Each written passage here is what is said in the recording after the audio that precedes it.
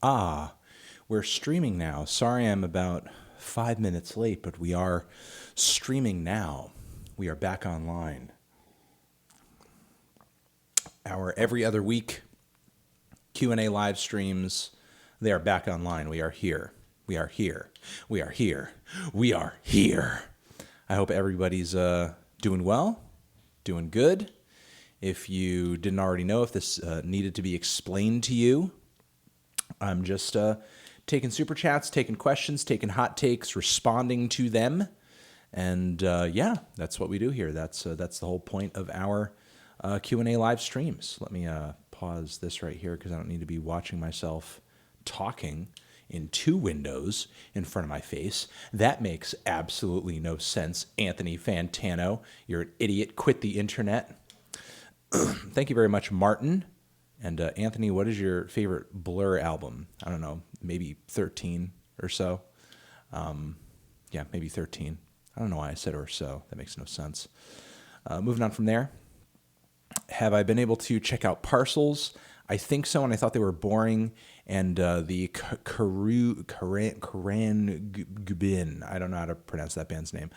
Yeah, I mean, I thought their instrumentals were kind of funky and worldly and stuff like that, but I don't know, it sort of seemed like a more traveled Budos band or something like that, which isn't a bad thing. I just thought it was okay.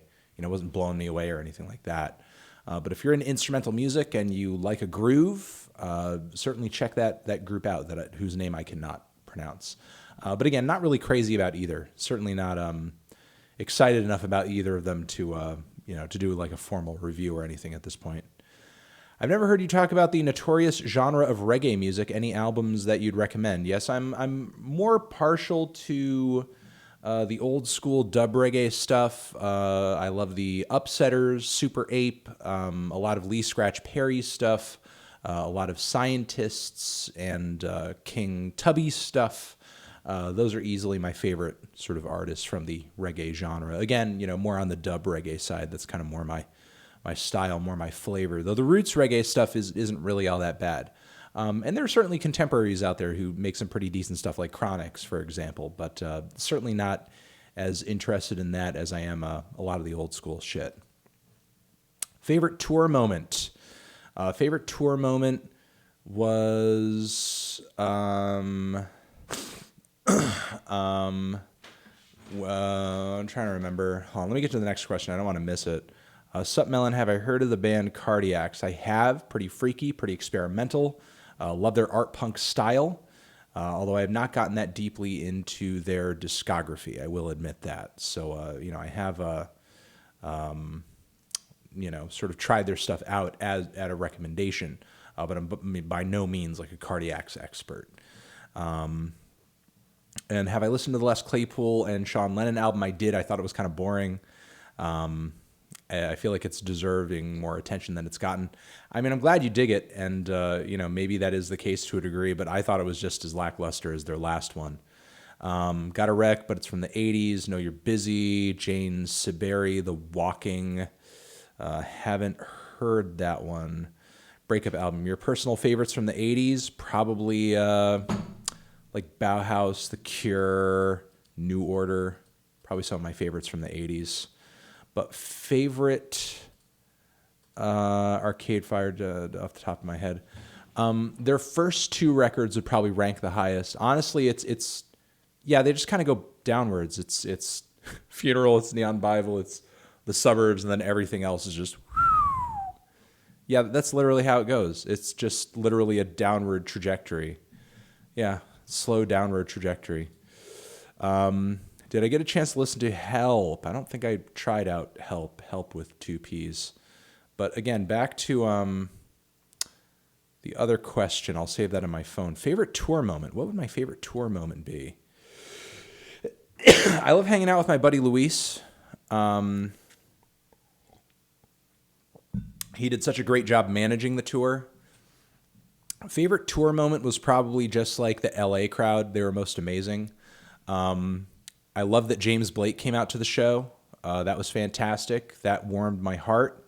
I loved being on stage with Frank Jab C for a moment. That was maybe one of my favorite tour moments, and I was able to give him a kiss on stage. I kissed a man a beautiful, gorgeous man on stage in front of over 400 people. And that was probably my favorite tour moment. That's probably my favorite tour moment. Did I watch the newest ICP Cypher? Is that the one with like DJ Paul and all that? I did a track review for it, but then Austin like wasn't into the track review I did of it. Some of the artists were like horribly bad, and I thought some of the performances from like DJ Paul and Ouija Mac actually weren't that bad. They were pretty dope. It's comically horrendous. Da, da, da, da. Yeah, I mean, I thought it was kind of bad. Violent J and fucking yeah, I mean, ICP themselves in the Cypher were awful. Yeah, Violent J and Shaggy were terrible. Would I do an American Football Classics Week review? I don't know. Maybe, possibly, maybe. This year has been exceptionally bad for rock albums. Any upcoming rock albums I'm excited for?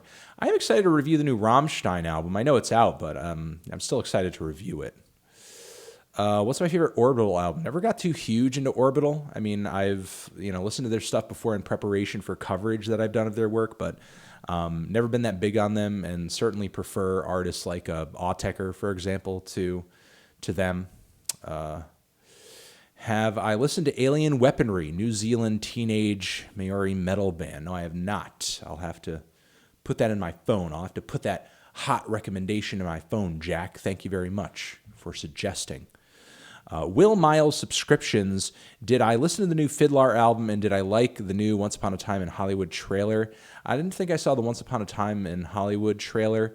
I did listen to the Fiddler, though, but I haven't listened to it enough to do a formal review of it or anything. I think it's a little all over the place stylistically. It's okay. Favorite Biggie song is probably Give Me the Loot. Obviously, the record that's off of as well is amazing. Favorite Nas album is probably his debut. Best progressive show. Gonna Talk to Destiny. Yes. Thoughts on ass eating. I've done it. Best progressive show. I mean, as far as like a formal show with a host, it's either Secular Talk or Majority Report. But as far as like more essay-based content, I've been watching a lot of Peter Coffin's videos. I've been enjoying a lot of his stuff lately. But the Fiddler record, I thought was okay. It's a little all over the place. It's kind of squeaky clean for them. And maybe some of the experiments and sort of genres and styles they try out on the record don't pan out all the way. But I guess it's not bad.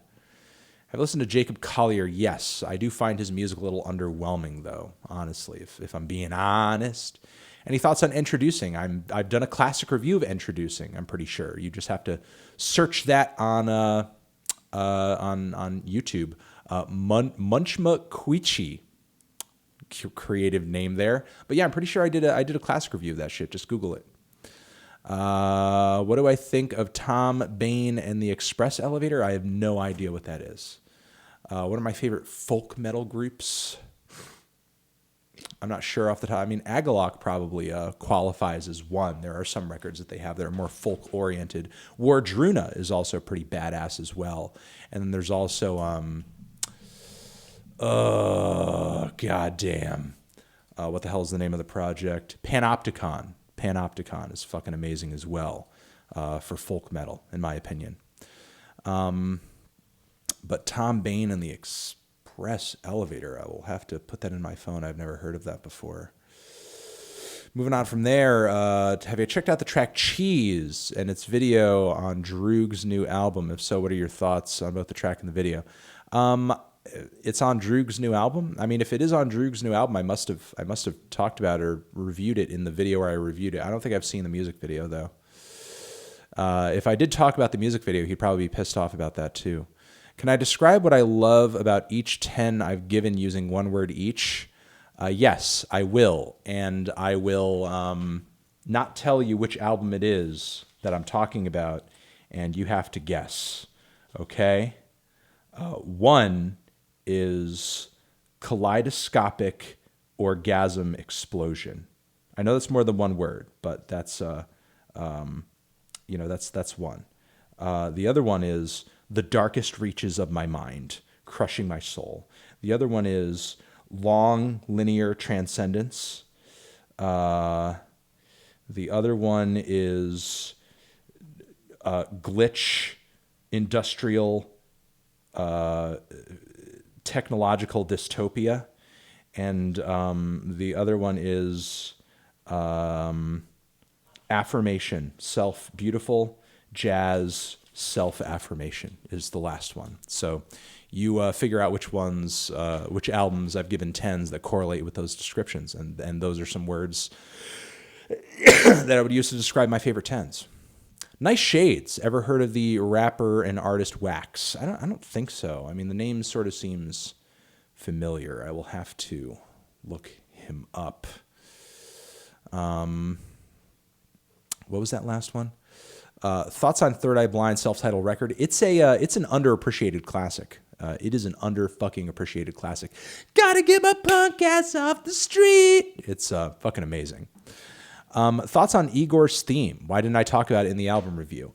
Mostly because I just think it's like a light taster and a tone setter. It's sort of like, given how theatrical the album is, it sort of seemed like a very mild introduction to the record's very weird and emotionally awkward themes.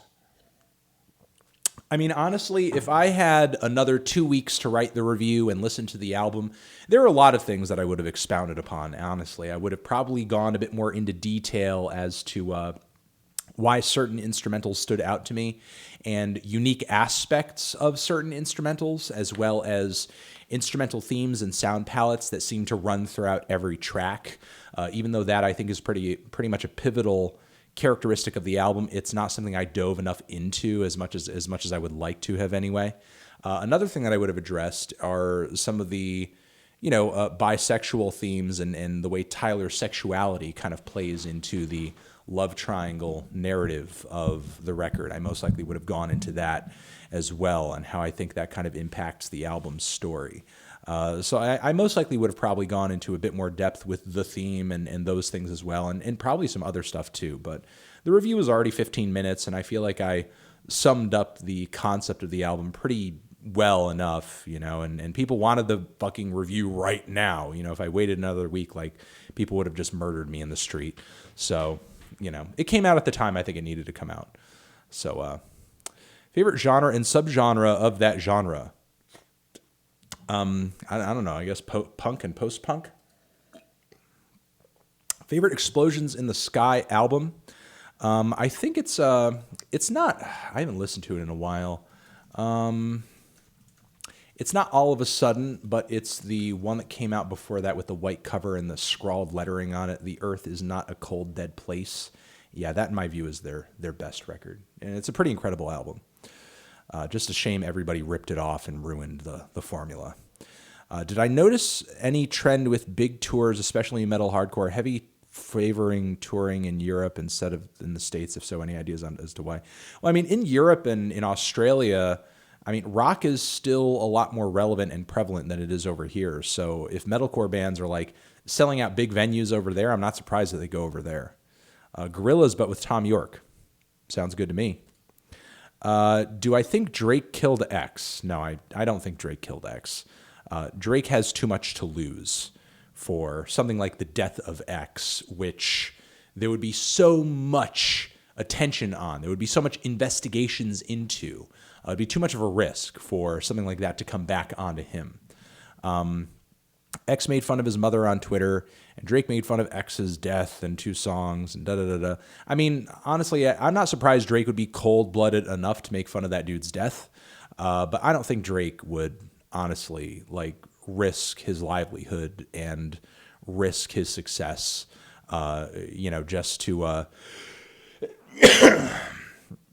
just to see that kid die. I mean, look at the Pusha T beef. Like, if Drake was really, like, insane, like, he would have just gone full throttle into that shit. But instead, he went passive-aggressive, dropped the mic, bitched about the shit on, like, a video module with LeBron, and continued to bug Kanye and Pusha T around the periphery just to annoy them and da-da-da-da-da. I don't think Drake, is insane enough to go that far. Would he be the type of person to harass you or make your life a living hell or make you think he's going to do something crazy? Yes, probably. But I think Drake is way too logical to do that shit. He's not unhinged, okay? He's a fucking, he cries to Aaliyah songs, okay? He's not like that. And not to say that anybody out there should test Drake's gangsta, okay? I think the dude has enough money and enough people around him to, do his dirty work for him. That I do understand and that I do believe. But the thing is, like, especially in the internet age where there's a digital and a paper trail behind everything that you do, it's so easy to get caught for that shit, especially if you're high profile. So no, I don't think Drake did that shit.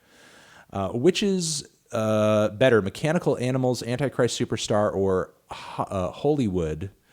And why? What's your favorite Burzum album? Burzum, probably Philosophizm. But honestly, as far as like black metal from the Scandinavian era goes, I much prefer Mayhem. And I think Antichrist Superstar is the most consistent out of all those albums, but personal favorite is Hollywood. And I think it's because Marilyn definitely perfected a lot of his social and religious messaging on that record, and it's a really great balance instrumentally between the arena rock and glam and industrial rock and pop elements that he sort of played with up until that point in his discography. To me, Hollywood is really like a defining moment, and everything after that just like went into the toilet. Have I checked out? I have checked that band out. They are on my calendar to listen to their music that has just dropped a bit more. I'm trying to look for it now.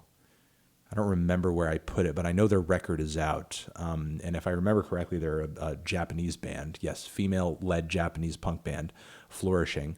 Yes, I did like their stuff a little bit more than the Chai record that just came out.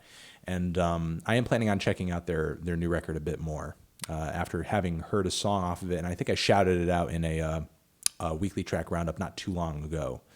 Between Electric Wizard and Sleep, what's the better stoner metal band? I think I would have to say Sleep, because Sleep came out with the more genre-defining records and has the more flawless discography, even if they have less projects overall. I think it's maybe Sleep. Moving on from there, Deep Cuts or Silent Shout? I think I'm more Silent Shout. Am I sad the Knife aren't making music anymore? Yeah, I kind of am. Anthony, you said in a previous stream Rostam didn't contribute much to Vampire Weekend, but you said you wished he produced more on the record. I don't understand the sudden contradiction.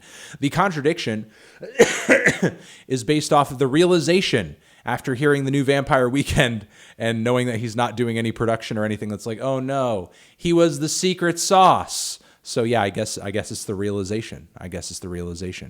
Best solo album from each Beatle, and why is Ram Paul's best? Oh God, I don't know. It's probably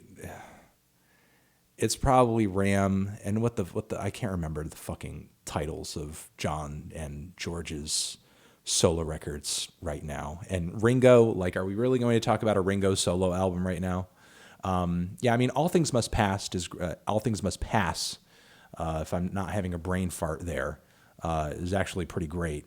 And with John, God, I haven't listened to a fucking John Lennon album since college. And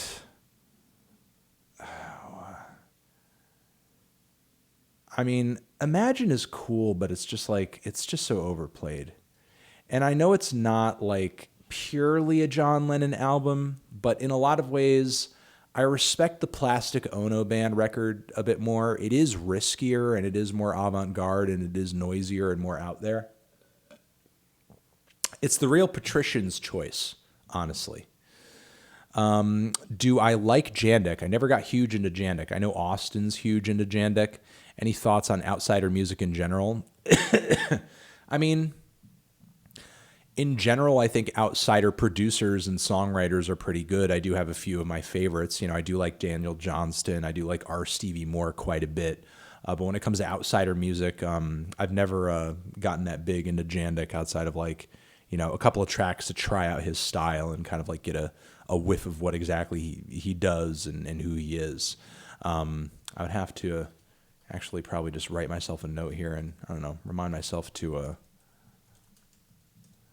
try one out sooner rather than later. Maybe like 6 and 6 seems to get a lot of praise. But yeah, I've never gotten huge into his stuff, and I know he's like super prolific as well. He's still keeping it up to this very day. So I don't know. I'll set myself a bit of a reminder there. Is Bowling for Soup the best band to come out of Texas? Given all the great country acts that have come out of Texas over the years, no, definitely not.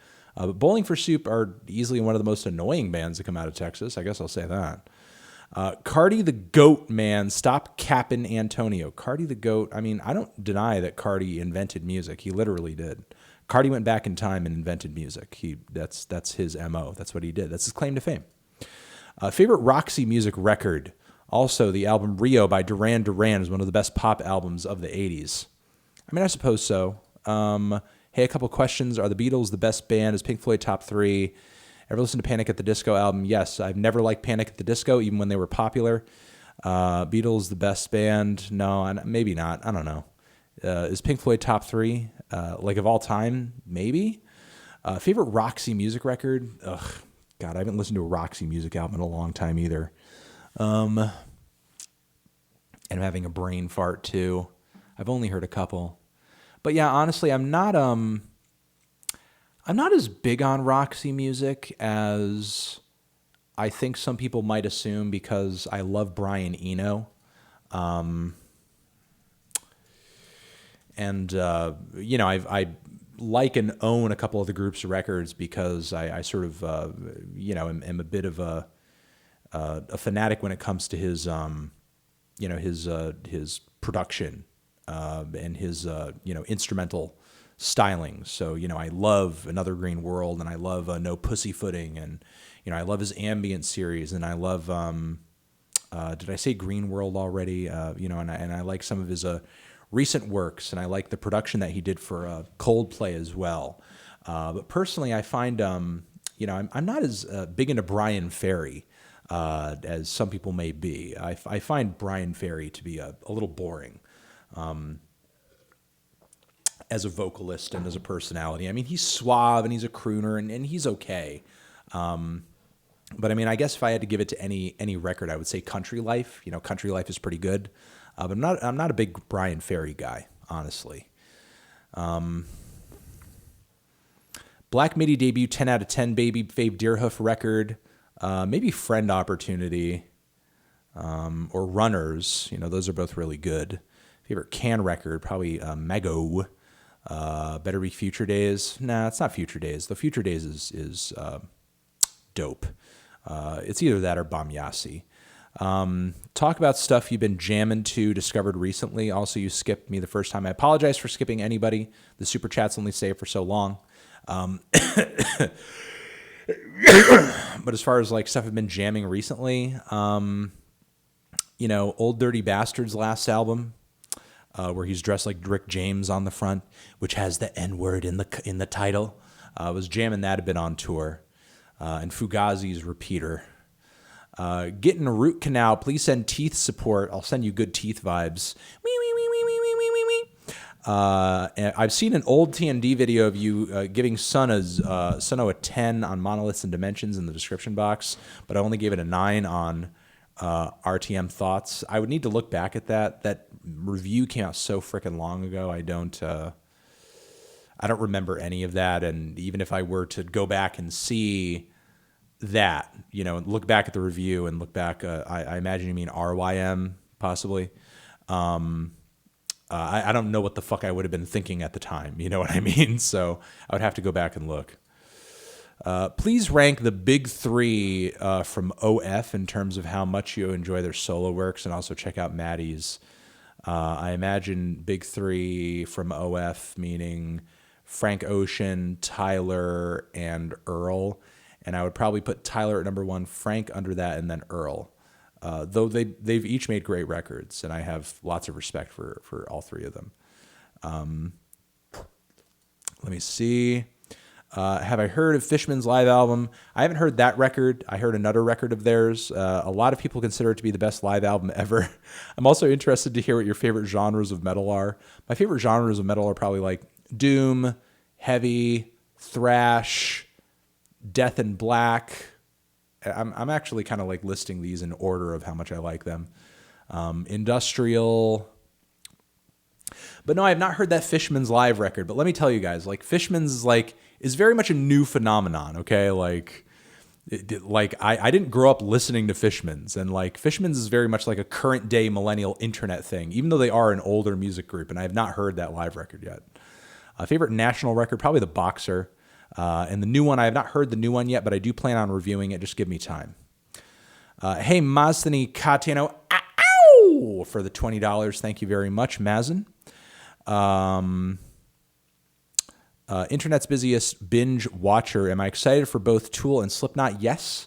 I repurchased Tool's discography, which I used to own on CD in high school, and I don't anymore. I think my brother owned it, and I was always borrowing his Tool CDs. But I repurchased their discography on CD just so I could get it back into my diet and refamiliarize myself with it for the new album. That is how excited I am for it. Would I do a classic review for both bands before? Probably not, but I'm still excited. Specifically Tool, since it's been so long. Come to Montreal. Montreal one day. Montreal will happen. Got that one national record. I have to admit, as someone who has to listen to a lot of modern country at work, I welcome more Old Town Roads if it means less nothing but the radios. I agree, man. Hell yes to that. I hope Old Town Road changes the face and sort of brings just a bit more variety in. And not even that I want a bunch of songs out there to sound like Old Town Road, but I want the country industry to be able to be impacted from outside forces and influences like every other fucking leg of the music industry, so that they actually have to compete and create and come up with more interesting sounds and trends and ideas other than just whatever bullshit they can force within the country community, which is mostly insulated, and just subject them to whatever crap that they can, churn out of whatever major music studios are over in Nashville.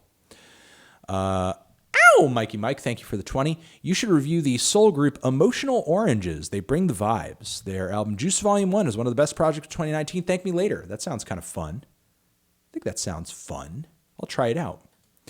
Hey, Antoine, I was genuinely surprised to see that you preferred Igor over Flower Boy, given your appreciation for the latter. PS. Shout out to Mr. Regular for having entertained before this Q&A starts. All right, well, shout out, and thank you very much for watching. And I do prefer Igor. I prefer it. Can we expect a classic review of The Money Store in 2022? Also, new Rammstein album review coming soon. It is on my calendar. I am going to try to be processing it a little bit tonight and maybe tomorrow. So it is on my calendar. I'm going to be thinking about it. And I also have 2 reviews written in the can as well, or rather I have the Carly one just went up. And again, I think I might have 2 written that I have to record tomorrow already. So, I'm getting them all out. I'm pumping them out, and I'm trying to get ready for all the album releases coming out tonight and tomorrow. So, what do I think about the song News off the new Foxygen album? It's one of the best songs they've ever put out. I thought that track was okay. I thought one of the teaser tracks and singles were pretty good, but a lot of the deep cuts I just thought were a total mess, and I just could not get through the record. It was like And Star Power all over again, but shorter and with slightly better production. It was honestly disappointing.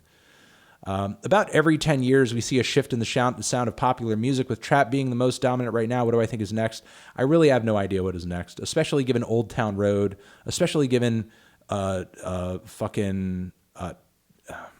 the fuck? Having a supreme brain fart here. A supreme brain fart. What the hell am I doing here? Oh my God. Billie Eilish. Given Old Town Road currently, given Billie Eilish recently, is there any way of forecasting what the hell is coming down the road? Given Igor, given BTS, who the hell knows what the fuck is coming next? Really, nobody knows. And actually, I like that about it. I like that. What do I think? Yeah, I got that one. Did I listen to Full of Hell's album? Not yet, but it is on my calendar, so I am considering it, and I am going to be doing a thing on it. Also, how do I feel about their current sound? Going to see them in Primitive Man soon. That should be a great show. Their current sound, I think, is maybe a little, a little bit too cacophonous for its own good, to the point where their songs kind of breeze by really quickly without leaving much of an impression. But that was really my thoughts on their last record. Maybe this new record is different, and we'll see when I end up giving it a try. Chance that the YG album gets an 8 out of 10. I don't know, maybe like a 55% chance. We'll say that. Fox on the Run by Sweet is a criminally underappreciated song from the 70s. The Sweet are actually kind of a kick-ass band. Is it Sweet or The Sweet? I've heard them referred to as The Sweet as well.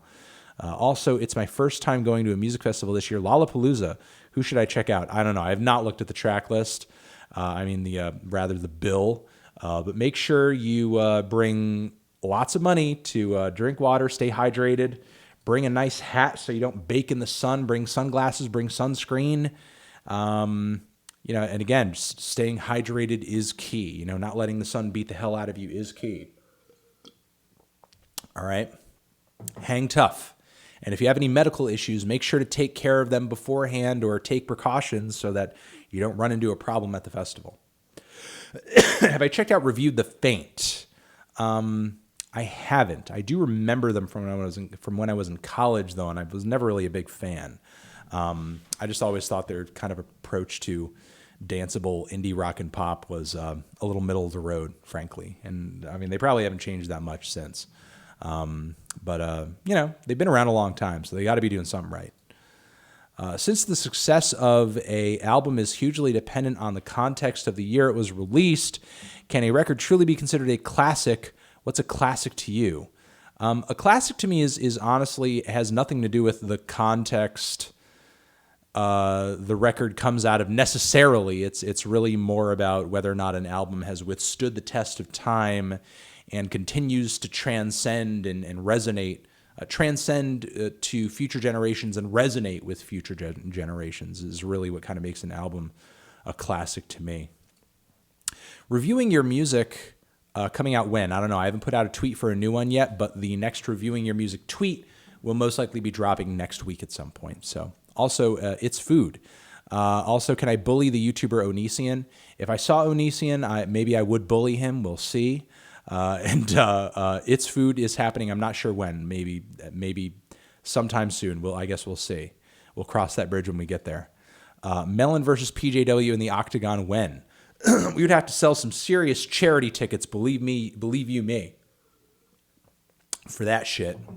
And I don't know. I guess once we sell some charity tickets and I get some good boxing gloves going, I'm gonna like punch that man. But of course, like consensually. I'm not trying to crush his free speech or anything. He'll totally melt down if anybody's preventing him from having free speech. Hi, love. I saw you left a comment on a French Vanilla video. I opened up for them and believe they are a lovely band, musically, personally, and deserve all the positive attention they can get. Good vibes. I hope you're doing fine. I am doing fine, La Tigre. Thank you for the incredibly lovely fucking comment and just the very nice support. And Super Chat warmed my heart. Ow! For the 20. Thank you very much. Did I end up listening to Mouseville levels 1 through 3? No, I did not. Personally, they made me very excited. The Mousetrap comeback. No, I did not. Did they all come out this year? Either way, I guess I'll have to try them out at a future date. I did not try out those EPs. Angry Clown 1990. Oh, God. This is... this name. What does this mean? What are my thoughts on Anne Boleyn? The became a favorite when I was younger. The album Cities and Lowborn helped me get through a lot of hard times. Anne Boleyn. I don't think I've heard that band. Are they like a metalcore band? Alternative rock, emo pop, acoustic rock. When were they around? 2003? Yeah, I mean, the emo pop and acoustic rock stuff in the 2000s, I was very much not into at all. It was just very much not my scene. I was much more into a lot of the spazzy, spastic, post-hardcore, like Blood Brothers that was coming out at the time. I was into Against Me. I was into Godspeed. I was hugely into MF Doom. I was into some Kanye stuff. I was into some Jay-Z stuff. I was into a lot of punk and old school hip hop. I was into some heavy metal music at the time. But no, I was never into Anne Boleyn. And most bands that sort of fit the emo pop label, whether it be Panic at the Disco or Simple Plan, even groups like The Used, I really could never get into them, and I never liked their stuff. And if I remember correctly, you were asking the Coheed question during one of the previous live streams, and I appreciate you coming back. But I never could really get into a lot of the bands in that style, in that trend back in the day, sadly. Have I considered making, but still, for the 20, thank you. Ow! Have I considered making reviews about music, movies like Bohemian Rhapsody, The Dirt, Frank, Tenacious D, if I go out and see them, yes. But I rarely see a lot of movies these days, honestly, guys. I really rarely do. It's all about, my family, my home life, building the needle drop, pumping out this damn content. And with every moment I have outside of that, just kind of sinking that into, winding down my hobbies, exercising, taking care of myself so that I, maintain sanity while engaging in this insane content output schedule. So, that's mostly me, man. That's mostly me. We really need a Viagra Boys review. Streetworms, any single track would suffice. Yeah, I think Sports is an amazing song. Definitely one of my favorite songs of the decade. Amazing rock song. But I think the rest of the record's kind of a mess, honestly. It's really all over the place. And not every song is all that appealing. Some of the tracks, as far as like punk and post-punk and noise rock go, are kind of generic.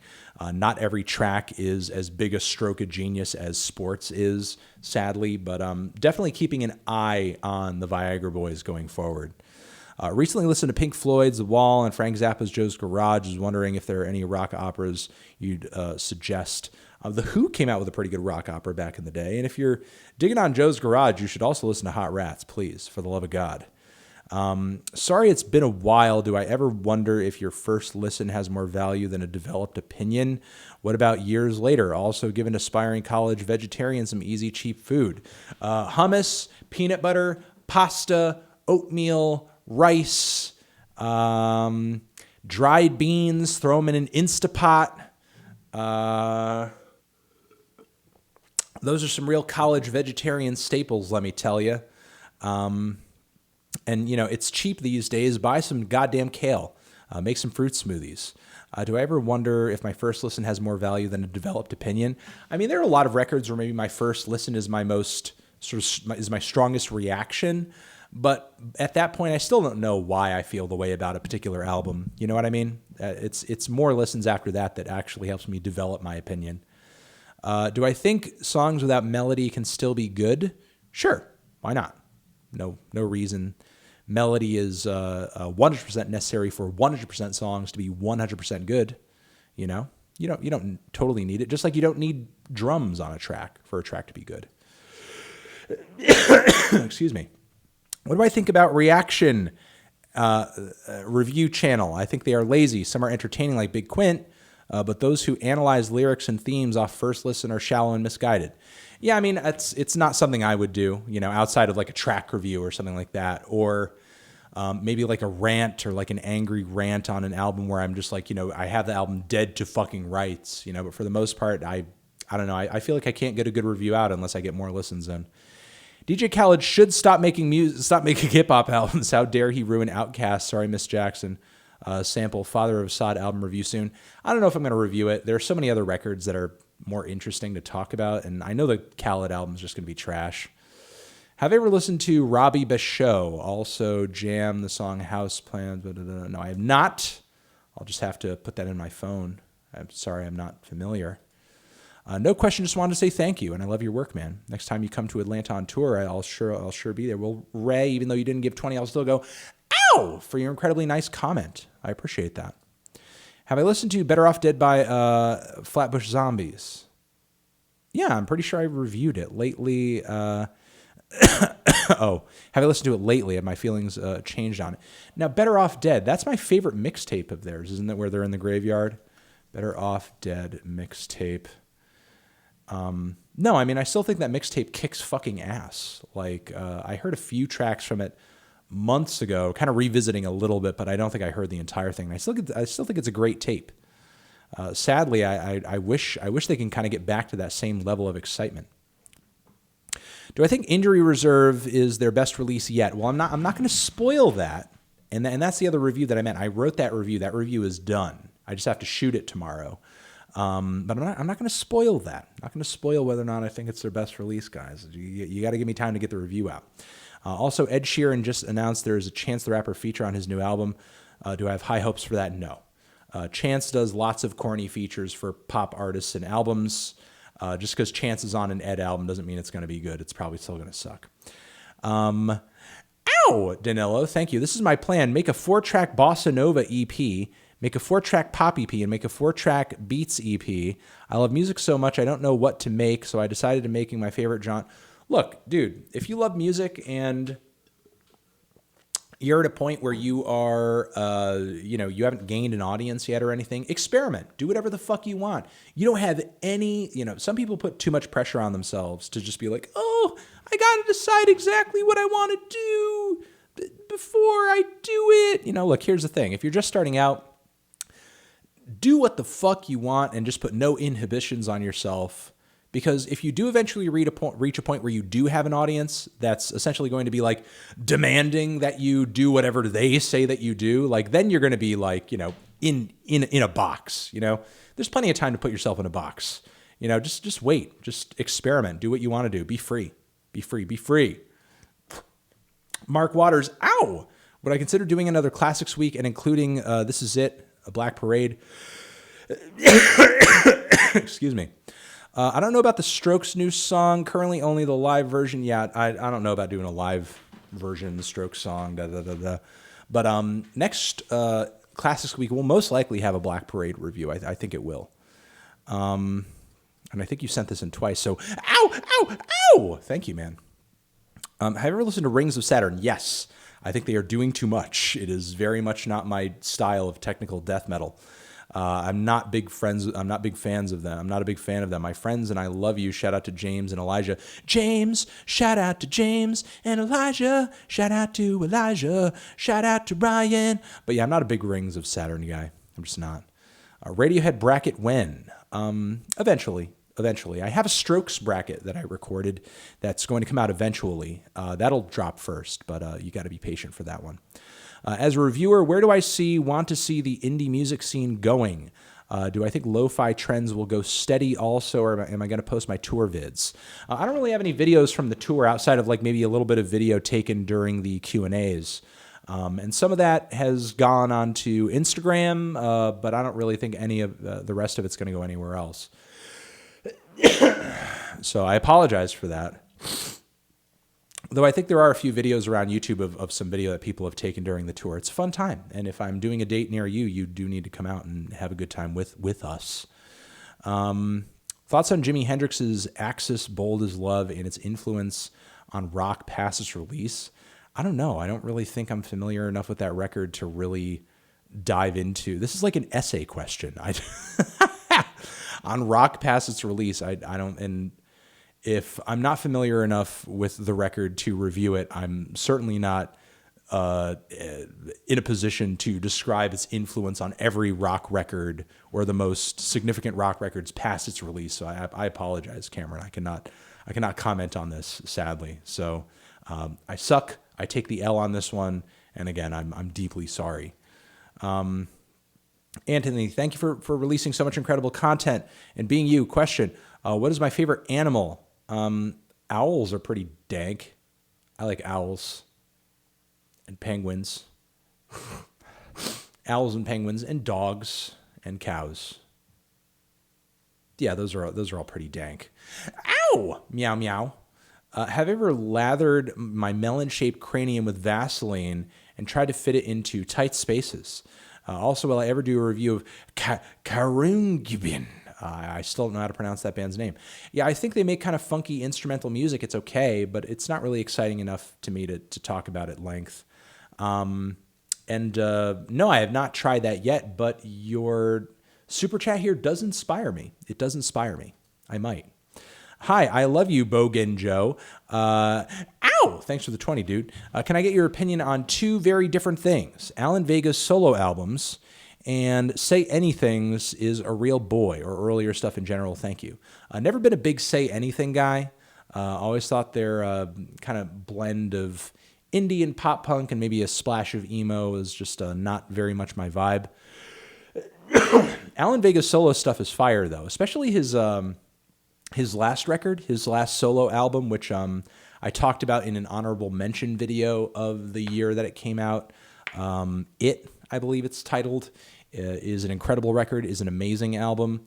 Some of his solo records are kind of all over the place. His first ones are pretty cool. Some of the rockabilly stuff is weird and definitely not his best. But Alan Vega is an absolute legend, and rest in peace. And again, I will say that I think his last album is definitely one of the more riveting experimental records of the decade. And he definitely left on a fucking high note, man. A fucking high note. Hey, Anthony, love your content. Have I heard of the band Psychedelic Porn Crumpets? Yes. I've never been into them, though. They're an Australian psych rock band, and they sound they're kind of similar in vein to King Gizzard. I think you dig it. Yeah, I mean, I haven't really gotten that deep into their discography, so I'll have to take your word for that and just put it in my phone and try it out later. Are they? I know they've been around for a while, though. Are they an influence on King Gizzard or anything like that, possibly? Sponge than Bob Tano have I checked out the track Cheese and its video. You asked this earlier, and I guess maybe you didn't hear my response.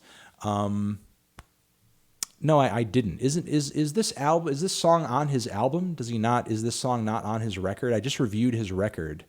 Droog, Cheese. I don't think I heard this. Cheese, Under the Train, April. Yeah, I'm Under the Train. Yeah, I guess I didn't hear this one. Maybe I didn't hear this one.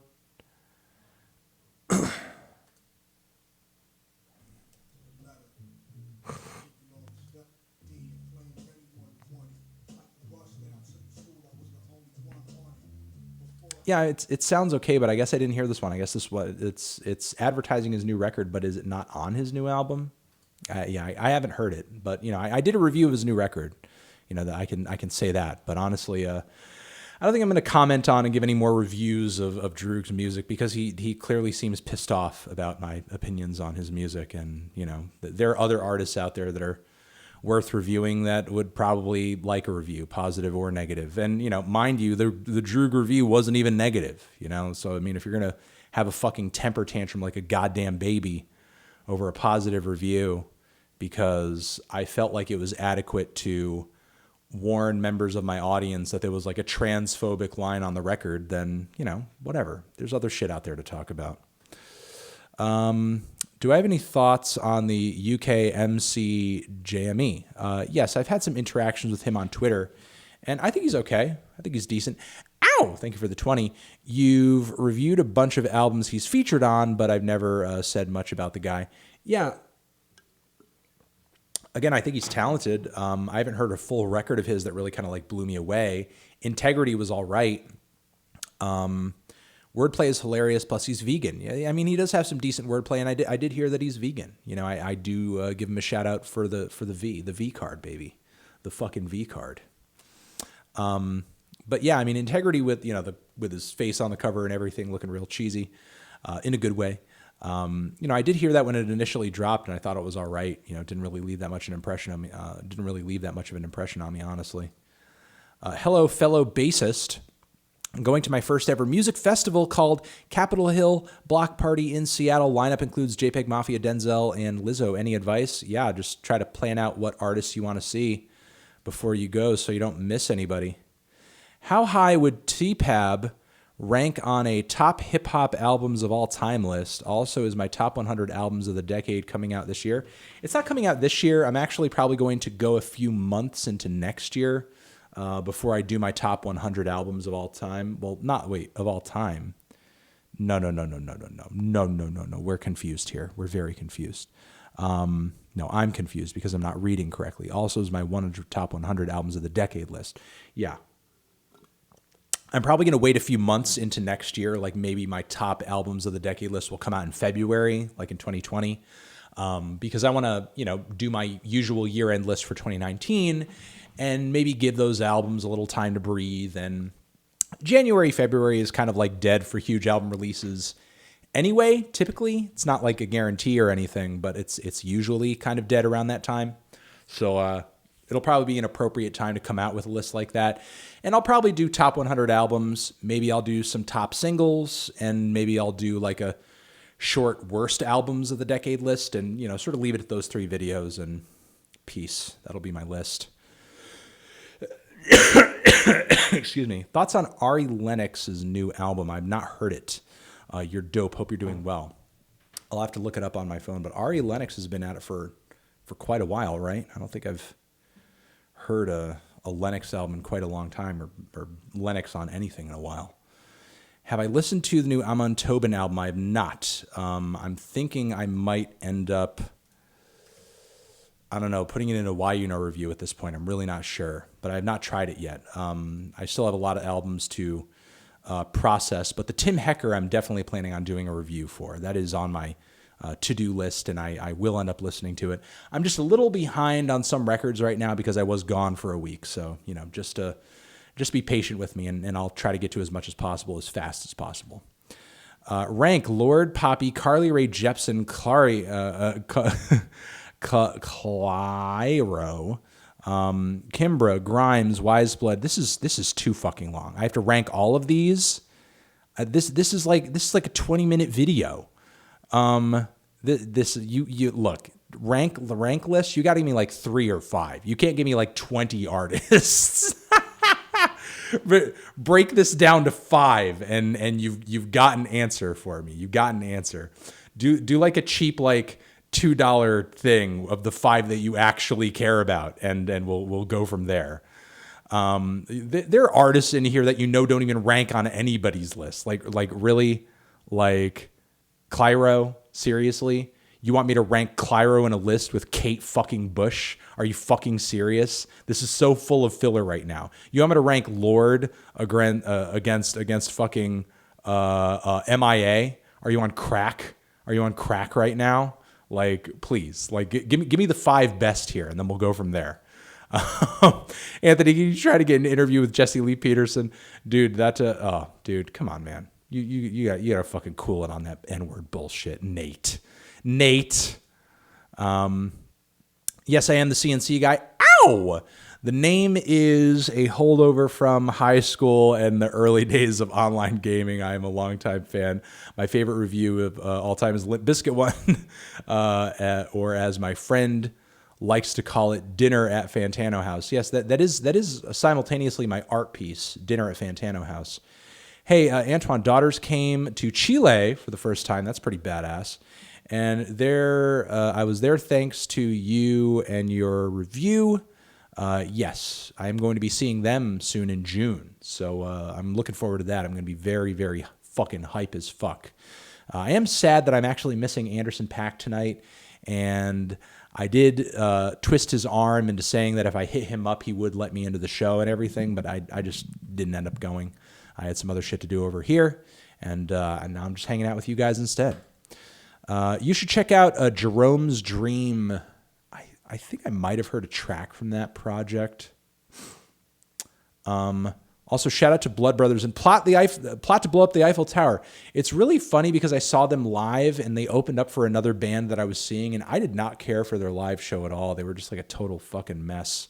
And weirdly enough, I ended up buying their album because I thought like it might be better. And I thought that like, it would just be like, I thought it would, sound a lot more like the Blood Brothers. And, the record was definitely better than the live show, but I ended up just like not really listening to it that much.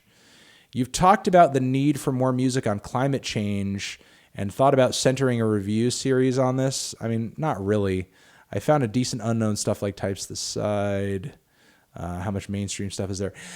Ow!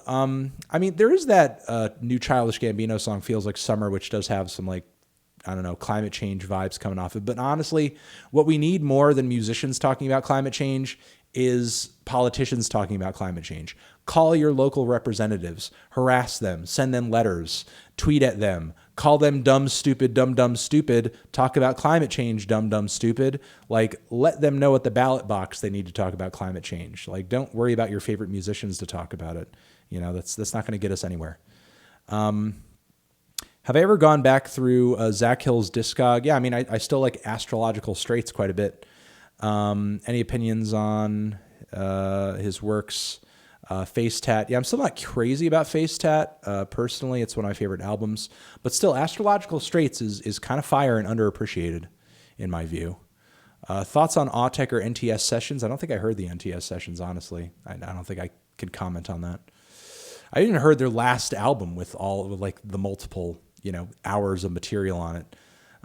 Considering the current EDM festival explosion, what do I think electronic music needs to move forward and grow? Honestly, I don't know. I really have no idea. Brad Braden. Ow! Thanks for the 20. But yeah, I don't think, I don't know what any genre really needs to sort of grow right now. I mean, I guess electronic music, it really could use a bit of a callback to its more experimental and cutting edge roots, honestly. Could use a bit more tasteful production and songwriting,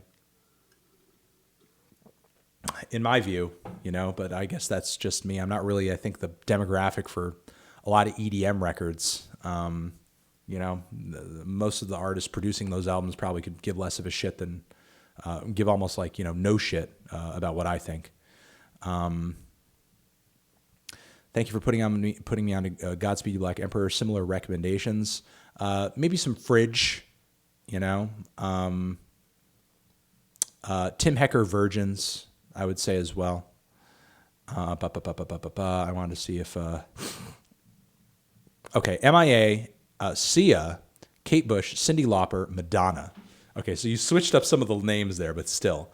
I would go Kate Bush, MIA... no, maybe Kate Bush, Madonna, MIA, Sia, Cyndi Lauper. Ranked from best to worst.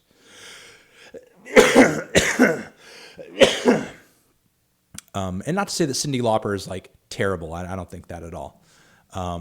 But yeah, hopefully I answered your question there. Sorry, you just threw a lot at me, dude. You just threw a lot at me.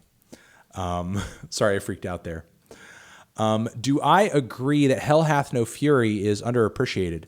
I guess it's underappreciated amongst the casual listener crowd, but if you're a hip hop head and you're in the know, like, you fucking love Hell Hath No Fury. People seem to know how great songs like Nightmares and I guess in the general sense, people don't give the record enough credit on a regular basis. But the thing is, like, artists connected to the album are still wildly popular, and they're wildly popular because people know the album and care about it. People care about Push, people care about Pharrell, and that album is part of the reason why. Which adult film stars do I think are the most artistically progressive at the moment? I have no idea. What makes for an artistically progressive adult film star? Not that adult film stars can't be artistically progressive, but I guess I don't look at a lot of adult films that I see as being like super like artsy or anything like that. I know that there's a bit of a subgenre out there for it, but adult films that I see, I guess I don't seek out a lot of the super artsy stuff, so I can't really say. And as far as like adult film stars go generally, I'm not really like familiar with like, I don't know what their artistic tastes are, I guess. I'm really not sure. Anthony Fantana, do I plan on reviewing anything from Portishead? Maybe 3. A 3 classic review would be fun. What are my thoughts on them? Love the content. Yeah, I mean, they're easily the best trip-hop group, in my opinion, period. Massive Attack is great. Love Massive Attack, but for me, it's really about Portishead. It's really about Portishead. And Beth has a new classical record out, which has some pretty stunning vocal performances on it. Let me try to hip you guys to that. Beth Gibbons Symphony Number 3, Symphony of Heinrich Mikolaj. I'm a total classical music fucking pleb. I do not know any of this shit. But it's a pretty decent record. It's a fun record. Again, some pretty incredible vocal performances on it. I do plan on covering it at some point, but it's just sort of fallen onto the back burner, honestly. But do check that one out. Do not miss out on that one. Excuse me. Thoughts on the group New School Vintage? What would be my top Beatles album? Either Abbey Road or White Album. And I've not heard of this group that you're suggesting. Ow! For the $20. I'm just going to have to look them up later. Thoughts on your Igor review getting 1 million views in less than 24 hours? I'm pretty hot on that, honestly. It's given me a big raging boner. Also, D'Angelo's Voodoo for Classics Week review, please. Maybe. A big fat maybe. A maybe. I bartend and am privileged to have autocratic control over the aux. That's amazing. Ow! Thanks for the 20. What music do I think would be good to play at a casual restaurant? Swans goes on to clear the bar, though, no doubt. LOL, your rant about the ranking list. At a chill bar, maybe like maybe some dream pop, maybe like some Radio Department, maybe some I don't know, maybe some Galaxy 500 or something like that. I think maybe some dream pop is in order for the casual restaurant. If there's a bit of a hipster vibe going on, if you're in like a urban area that that a lot of college students go to eat or something like that. Fatality Dead. Ow! Thank you for the 20. Have I heard the Day of the Dead Serial Killers album by Exhibit, Be Real, and Demerick? I don't think I have. Thoughts on it? No, I have not heard this record. Did it come out back in the day, like in the 2000s? That sounds like something that would be fucking amazing in the 2000s. Let me see. I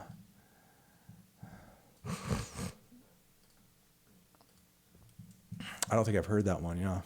Let me see. No, 2018. No, I don't think I've heard this one. No, but that album cover is familiar. This just totally fell under my radar. I did not hear this. It came out in October, so toward the end of the year. No, I didn't hear it. I'll have to check it out after this.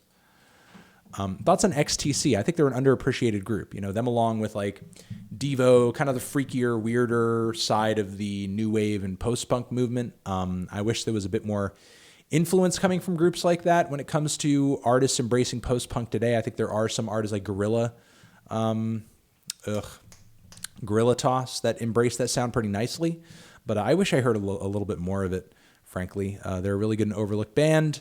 Also, nice that you're now Plastic Beach Boy, my personal favorite Gorillaz record. Yeah, I agree. It's really grown on me over the years.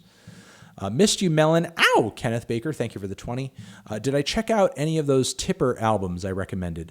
I did try out the latest Tipper album, and I didn't really think all that much of it, honestly. Also, I'm glad you recommended the Quasimodo influence, mentioned the Quasimodo influence on Igor collab with Chank's Nephew's Gamer Friend, please. Collab with Chank's Nephew's Gamer Friend, please. Love you, BB. Come to Brooklyn soon. I will be doing, I think, a New York live date very soon. So maybe in August at some point. So look out for me. Rank Carly Rae, Lord, Poppy, Clyro, Kimbra. Okay, so let's rank these. I will go Carly Rae best, then Poppy, then Lord, then Kimbra, then Clyro as my ranking there.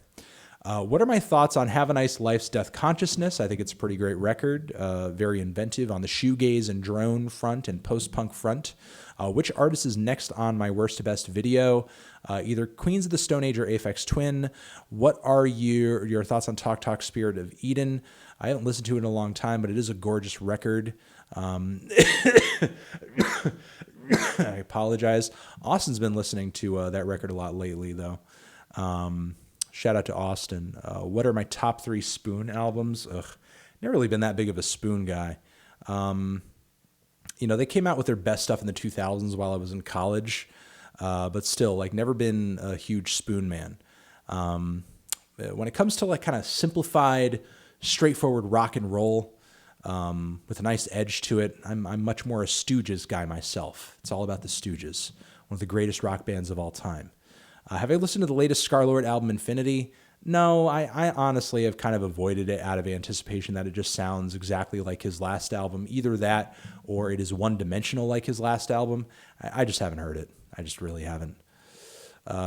Ethan, ow! Thank you for the 20. Big fan, Anthony. Trying to assert myself as an in vogue author akin to David Foster Wallace that indie bands will reference for years to come. Any advice? Also, check out The Unicorns or Angelo De Augustine. The Unicorns, Who Will Cut Our Hair When We're Gone, is one of my favorite records of all time, my boy.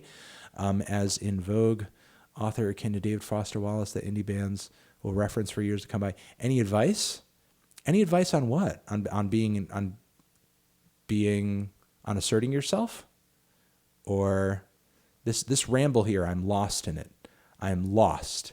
Are you on advice on being an author? I'm not really sure.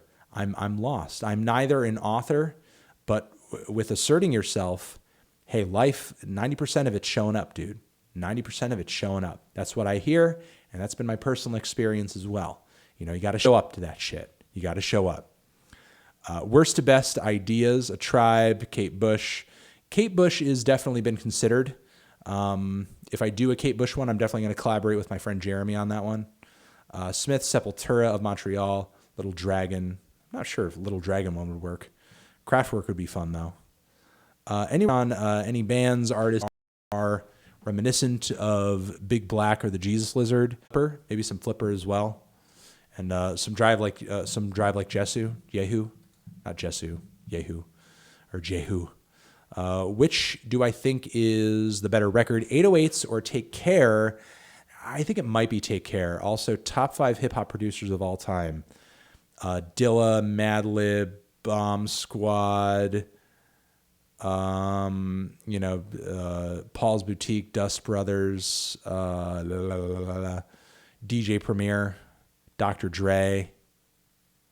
I know that's 6, but fuck it. Hey Melon, I love you. Am I excited for the new Childish Gambino album? Yes. Have I heard a few snippets? No, I have not. I don't want to spoil it. I don't really do the snippet thing. And also, have I seen the film Guava Island? I have not. I have not seen that film. I apologize. When am I reviewing fans' music again? I am going to probably be putting out another reviewing your music tweet next week at some point. So I guess be looking for that then. Be anticipating that then. You have to check out the Ari Lennox first female on Dreamville. Okay, so I must have mixed her up with somebody else because somebody was mentioning her record earlier. I might have been thinking of Annie Lennox. I apologize for that, but I'll check out her record. Aren't prog rock and post rock the same thing? Nope, they're not. Conceptually, despite having much different sound, nope, no, they're not. And the fact that they are not different is borne out in the fact that they have very different sounds. One genre is far more technical than the other, and the other uses effects and production aesthetics to its benefit than the other one does, in my opinion. Different genres, different executions, different styles. Could I please rate Master of Puppets out of 10? It's either a 9 or a 10, man. Have I listened to Zerwe by Billy Cobb? No, I have not. But Master of Puppets is easily a 9, like on a bad day. Hey, do I have any heavy psych recs? Caius? I don't know. Some of King Giz's stuff kind of fits into the heavy psych realm, but only some of their stuff. I'm into stuff like Grand Funk, the Groundhogs, and Felt. Also, if I'm into that, if that's your vibe, have you listened to much Cream? You'd probably be listening to some Cream. Also, if you're into that kind of deal, check out Smokin' by Wildfire, hidden gem. Okay. Put that in my phone. Excuse me. Coughing in the mic like an asshole. Yeah. There we go. Picture taken. Owls are pretty dank. Logic 2019. No, Logic likes owls too. Fuck. Now I have to hate owls. Kill the owls, please. I've given up my vegan stance. Kill all the owls because Logic likes them. Did you guys know that Logic literally has the title to the Tame Impala album Currents tattooed on his forearm. It just says Currents, like in the same way that it's like, you know, it's typefaced on the front of the record. It just says Currents on his forearm, going diagonally up his forearm. Any opinion? Have I checked out Steam Powered Giraffe? No, I have not. I'm very much not familiar with that. I'll have to put that on my phone. But that sounds incredibly interesting, though. Steam Powered Giraffe. I hope that's not. What's that genre? Electro swing. I hope it's not electro swing. Anthony, you often drop Austin. Will we ever actually meet the guy? Austin has turned up in a few places, like writing on the website, his favorite, year-end lists and stuff like that. And he's working on a decade list as well that he's going to release at some point. But Austin is a very elusive dude, and he does not like to be on camera. He does not like to be on microphone. You know, I'm not trying to reveal too much about the guy. But, you know, he doesn't like being on camera so much that he just took his own passport picture himself. You know, that is how much he does not like, you know, being on camera and being viewed through the camera by other people. He likes being chill and, you know, behind the scenes, and that is his style. I respect it. I have urged the dude numerous times, like, hey man, come on make a commentary, come on a podcast, da, da, da. And it's just not his thing, you know? And that's just Austin. You got to respect it, because he does do a lot of essential work behind the scenes, making sure that the reviews are good. I'm not making any horrible mistakes and stuff like that. So even if you're not seeing him, you know, his influence is in everything that I do. You know, he's a very great editor-in-chief. You know, I guess you could kind of give him that title. Because he is very much making sure that there's a lot of quality control around what I do, and making sure I'm not, like, you know, saying the wrong fucking thing, or, you know, not having a brain fart and mixing up album titles or something like that. You know what I mean? And sometimes I do that shit. Sometimes there's a Freudian slip on camera. I say the wrong shit and it's got to be fixed. And, you know, he's just kind of like my extra brain, just making sure that, you know, everything's coming together good. What kept you from doing the dark years of Weezer? What kept you going? What kept you going during the dark years of Weezer? Listening to other bands. Is Flower Boy to Igor an edgier transition than Blue to Pinkerton? Oh, that's a good question. Nah, honestly, I think the Blue to Pinkerton transition is still edgier. There's some kind of edgy moments on Flower Boy, you know? There still are. Again, the connection was lost. Worst to best, A Tribe Called Quest, Kraftwerk, Aphex Twin, The Smiths, New Order, Beastie Boys, Sepultura, Dio. Oh, okay. All right. So I must have fucked that up. Sorry about that. Worst to best. God, this is okay. This one's almost as hard as the first one that you threw my way. That was like unnecessarily long. And all these groups are in like totally different eras and genres. I mean, I guess Sepultura and Dio would be toward the bottom. Beastie Boys would be around the middle. Smiths around the middle. New Order, Aphex, Kraftwerk, and Tribe would be in the top tier. And that's the best I can give you right now. That's really the best I can give you. That's the best I can give you at the moment. Favorite and least favorite Muse album. Excuse me. Jeez. I'm getting like a lot of post-nasal from my allergies right now. My favorite Muse albums are probably Origin, and I like The Resistance a lot. I think it's kind of underrated. And my least favorite Muse albums are their latest two. Well, no, maybe not their latest two albums. Simulation Theory does have some okay spots on it. It's probably really Drones in the Second Law is really what it probably is. Thoughts on The Damned Things. That band is eluding me. I can't say. I just have to remind myself and put it in my phone. I feel like I've heard them. Excuse me again. I feel like I've heard them before, but I can't recall. When am I going on tour in the Midwest? I'm considering it. Maybe it's some year. Maybe some point next year. Also, which would I rather sign? My copy of My Beautiful Dark Twisted Fantasy or Spider-Man 2? Dark Twisted Fantasy. Have I listened to the Jerry Can, Snotty Nose, and also Tan Graham Man? Ow! Thank you for the 20 in Canadian. Jerry Cans, no. Snotty Nose Reds Kids, no. Tanya Tagak, yes. She's a pretty talented vocalist, though I'm not really crazy about a lot of her records. There's a lot of Canadian indigenous music that I think you might be sleeping on. Please, this is 20 USD. Thank you very much. I will try to check out those other two artists that you just suggested there that I've not heard of before.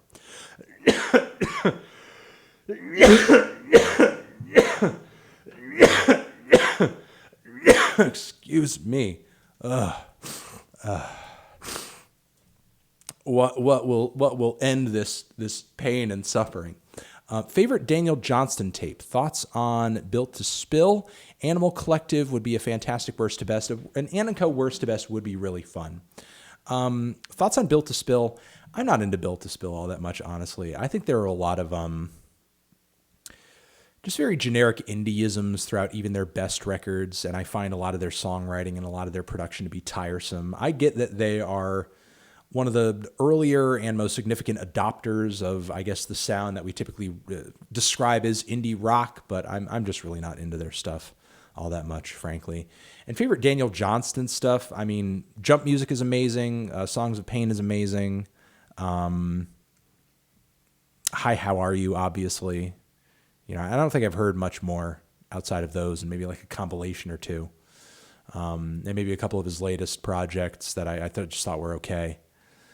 If I'm into post-punk, give a listen to a band called God Alone. They had a great EP called Low Fire and a full length called Bent Shoulders. Okay, I'll give it a shot. Thank you for the suggestion there, my dude.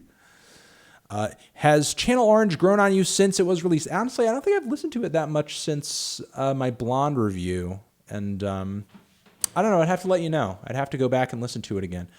Honestly, I'm also kind of curious as to whether or not Nostalgia Ultra has grown on me at all. I heard somebody praising it today in that new Volksgeist video, and I thought, no, maybe I should go back and try Nostalgia Ultra. I didn't really think all that much of it when it first came out, but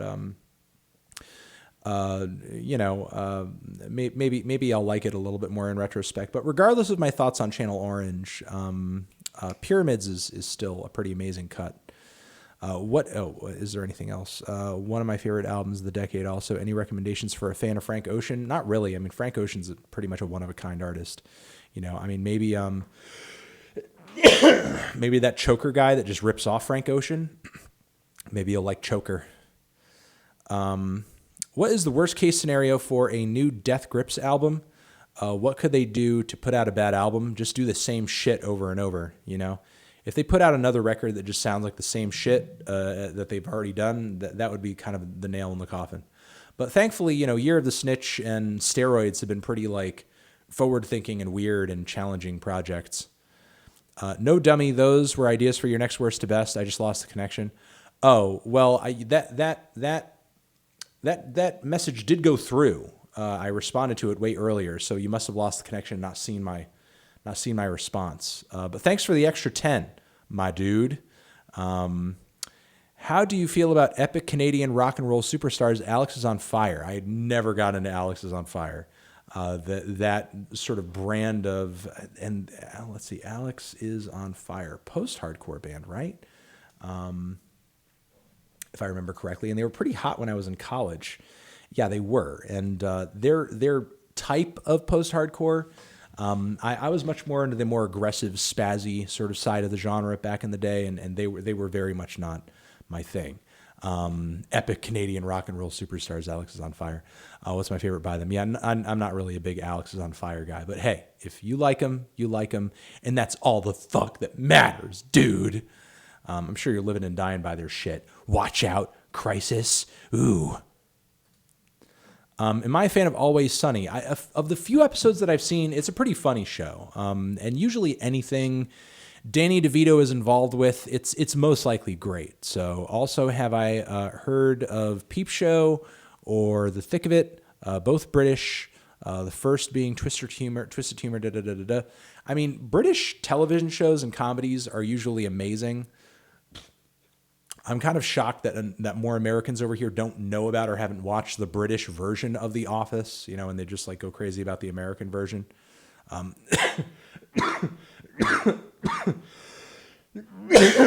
Someone just asked about my favorite Mastodon record. Might be Crack.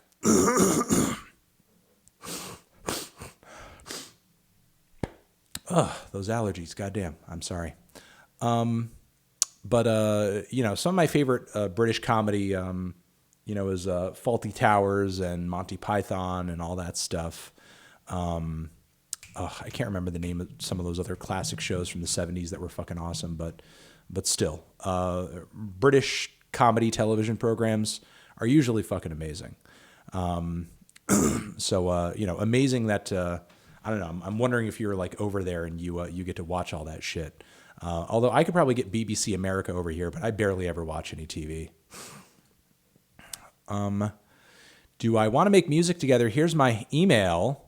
Okay, I'll take a look at your stuff, hip hop, bossa nova, and more. You know, I could maybe record a bass line for you. You know, you can like sample it in some bullshit.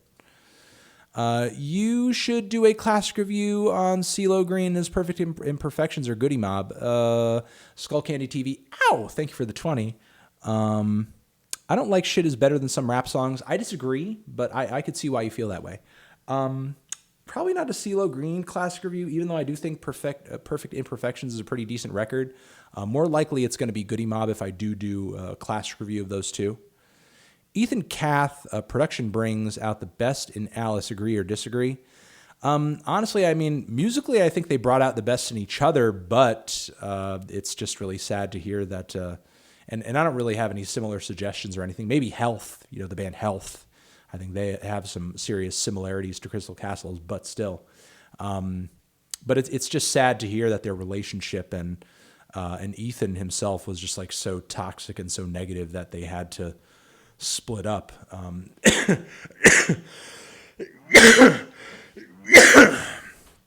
And regardless as to whether or not you believe a lot of what Alice was saying, I think it says a lot for Ethan to have replaced her so quickly in the way that he did with a singer that was obviously like so subpar and like could not live up to the imprint that Alice left on Crystal Castles. It's really unfortunate and sucks. And you know, but I hope she's in a better place. I hope both of them are, I guess. Who's more annoying, Steven Crowder, Dave Rubin, or Ben Shapiro? Oh God, it's like 3 different kinds of annoying.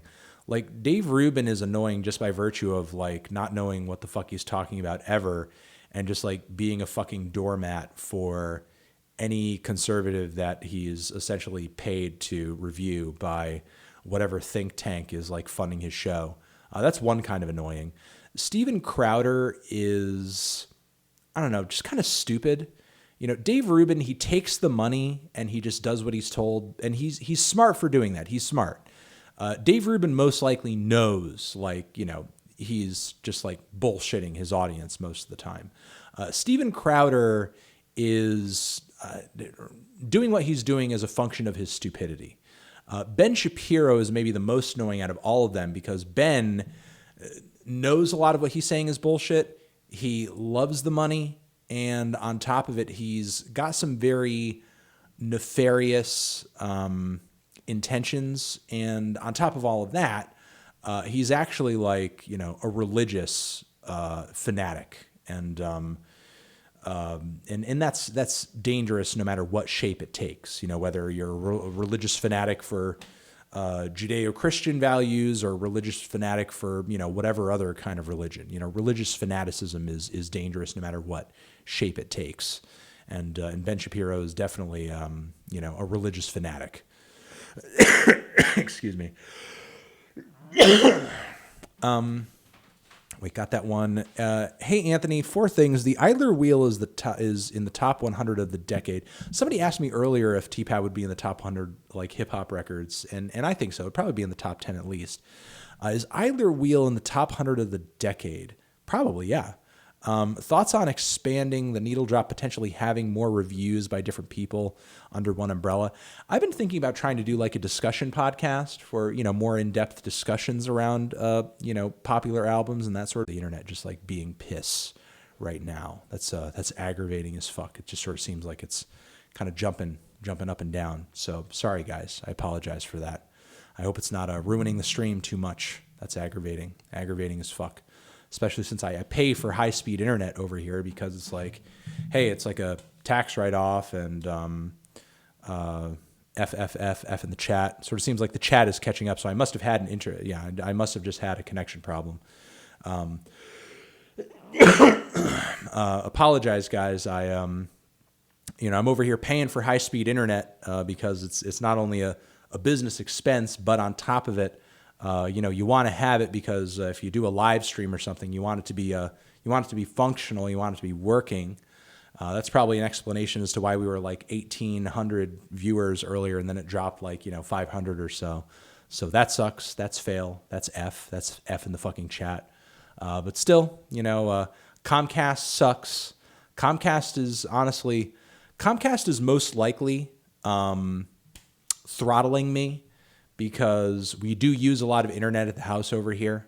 We pay for high-speed internet. It's supposed to be unlimited, but we do use a lot of internet all the time because I'm uploading. My wife is doing a lot of conference calls for her work, so she's using the internet quite a bit too.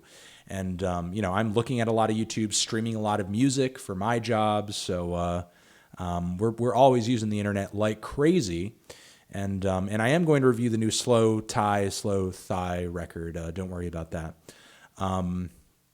We're both using the internet like crazy, and as a result, they're probably like, let's slow this internet down a little bit over here because you guys are using a little bit too much internet. When honestly, like, if I could pay a certain amount of money to just like have the internet fucking work, I would. I would, because it needs to work for me. It's a part of my job, but Comcast is just like such a bullshit company. Melon, yeah, you're the one having the connections issue. I apologize. I apologize, guys. I'd really love to see you review some hip-hop artists coming up in Australia. Okay, I'll put that one in my phone and see if it resonates with me later. I want to tell you I have pretty bad depression, and when I'm down, I watch your videos, and it cheers me up. Thanks for all that you do. Love you. And thanks again for following me on Instagram, LMAO. Mark of Cain, no problem. I'm glad that my videos are there to give you a bit of a pick-me-up, and I hope you are able to make it through all future bouts of depression. Stick around on this planet, buddy. We need you. We love you, and it's better with you than without you. Mike the Knee coughed. Tano, I apologize for that. I should be coughing into the mic less. You listen to Sunflower Bean at all? I think their album 22 in Blue is really great. I have not heard them, so I'll have to put that in my phone. Bam! Thoughts on Hippocampus? I think they're okay. I think they're a little overrated, frankly. Like, they get so many mentions for basically like being a super bland pop outfit with some somewhat zany instrumentation, but that's it. I know that I know your review on Emo Drive was kind of low, but thoughts on them as a whole? I mean, their discography is kind of short. They haven't come out with their new record yet. I don't really know if there's much more to say about Remo Drive than what I've said already. Any suggestions on bands like them? I don't know. I would just try to listen to more emo groups out there, more emo pop punk blends. The latest record from Pup is pretty badass. I would suggest that. Recommendations on turntable in the $200 to $400 range. Also, do I like Prefab Sprout? What I've heard of them is okay, and if you can get a turntable in the range of 2 to 4 from Audio-Technica or Stanton, you're probably going to do yourself a good job. You're going to do right by yourself doing that.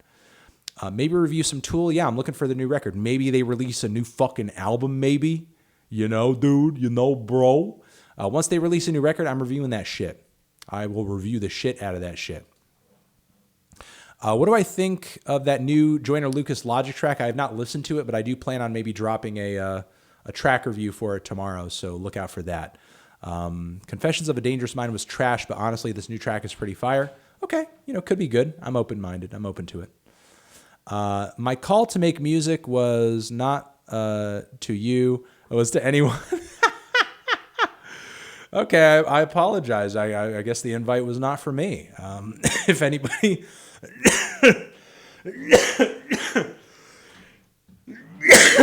Man, Danilo really doing me fucking wrong over here. He's like, no, dummy, you're the one having an internet fucking connection problem. No, dummy, I meant worst to best. No, stupid. I wasn't inviting you to make music with me, you idiot. I was inviting everybody else.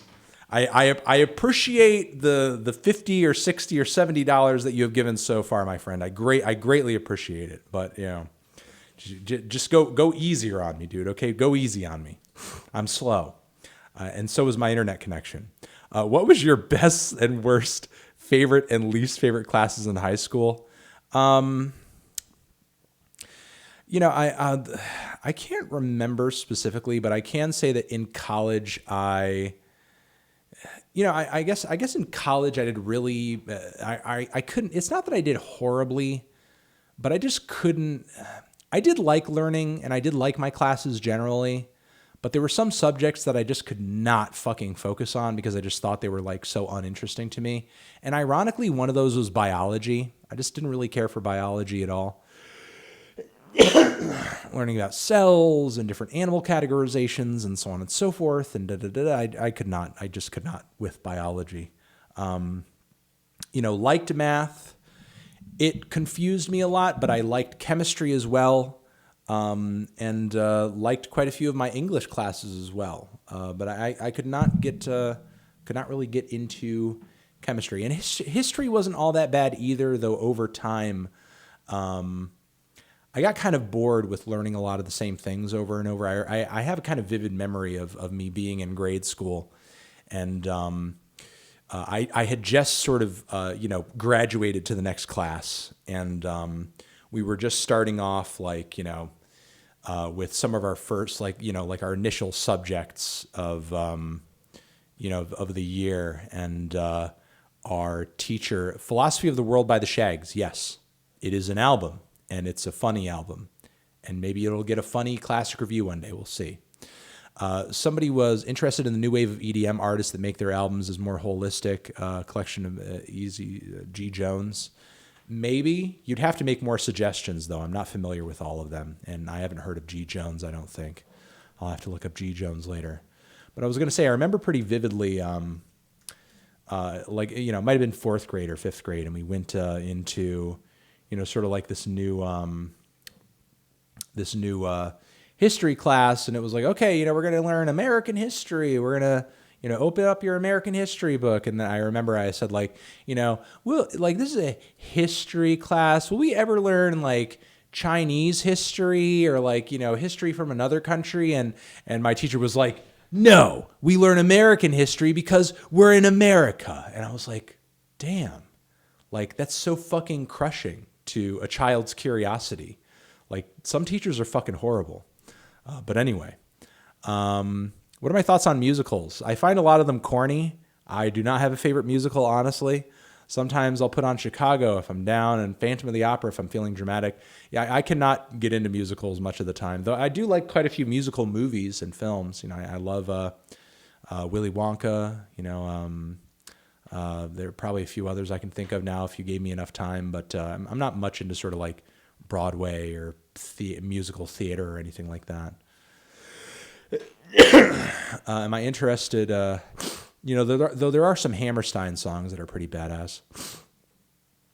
I answered that one. I got that one. Please check out Jill's album Emotional Heat for a Cold Generation. It was by far my favorite album of 2018. I've not heard of it. What the hell is this album? Emotional Heat for a Cold Generation. Sounds kind of interesting. I think you might have accidentally clicked off my second message, but I was wondering how often I listen to music and what is my most listened to album and genre. Honestly, most of the music I listen to is for my job, and I'm listening to music the same way that someone would work at a 40-hour-a-week job. And, it's, I don't dislike it. I enjoy it. I think it's a great thing. And most of I'm listening to genres all over the place, man. It's really most of what I'm reviewing. If I'm listening to stuff casually, it's usually some stuff that I enjoyed quite a bit during college, but even that's kind of all over the place stylistically. So I don't know what to tell you. Wire, Iggy Pop, Public Enemy, Beastie Boys, MF Doom. Those are some of my favorite artists from back in the day. Flower Boy is better than Igor. Look at this melon. I've sent it at least 3 times. Okay, I looked at it, but it's still not true. The Flower Boy track list has a few duds in it, and it's nowhere near as tight as Igor. John, ow! Thank you for the 30. Hey, man, big fan. Hope you're doing well. Also, still waiting for you to mention one We Are Scientists album. Yes, I probably not going to mention them anytime soon.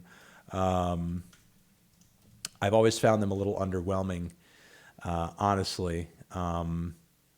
Yeah, I just really could not ever get into their stuff. I've always just thought they were kind of uninteresting.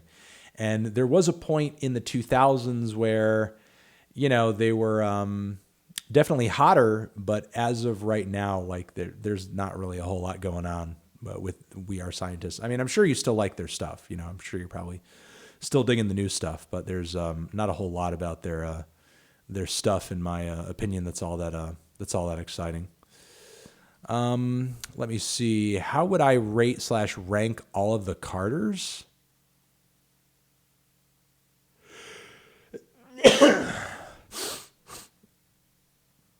I'm not sure what you're asking here. So, I mean, you're going to have to come back and specify Jimmy Carter, Sean Carter. I'm not really sure. I'm not sure. Modest Mouse Classic Review. And if so, what album? Probably Lonesome. What do I think of Pete Rock's new album, Return to the SP1200? I've not heard it. I'll try to put it in my my phone. I didn't even know Pete Rock had a new one out. I'll give it a try though. No guarantees. The Lil Wayne albums. Okay, so is that what you're talking about? The Lil Wayne albums. Carter 3 is obviously at the top. Then it probably goes Carter 2, Carter 1. Yeah. So have you been spanked until you cried while listening to Pony Boy and afterwards stare into space longing to the sound Something to Believe? No, I have not. But if I ever do, you guys will not know because that will stay a private moment.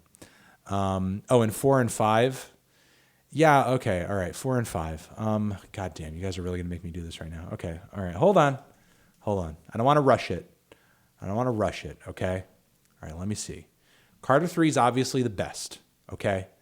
Then it goes the Carter 2 and Carter 1. And then no. Then it probably goes, Carter 3, Carter 2, Carter 5, Carter, and then the Carter 4. The Carter 4 is the worst. And there you go. That's it.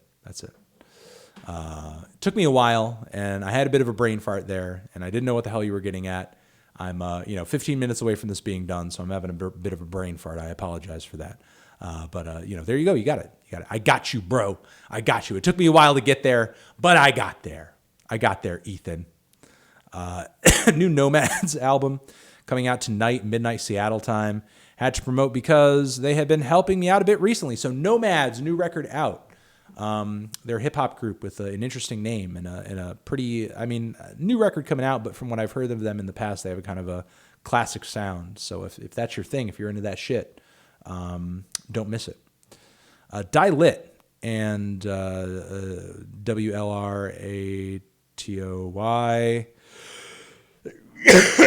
Honestly, what are your honest thoughts on Cardi?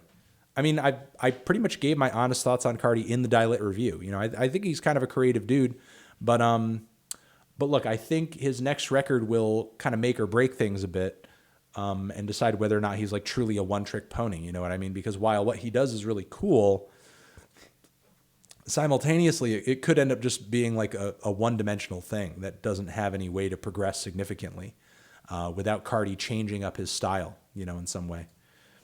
What do I think of Pete Rock's new album? Yeah, I talked about that one. I haven't heard it yet. Yep. Hey, Anthony, will there be a KMD Black Bastards classic review? Probably not, but that is a very good album. If not, what are some of your favorite tracks off of the album? Well, now that you ask, let me see. Goddamn. I own it, but I haven't listened to it in a while.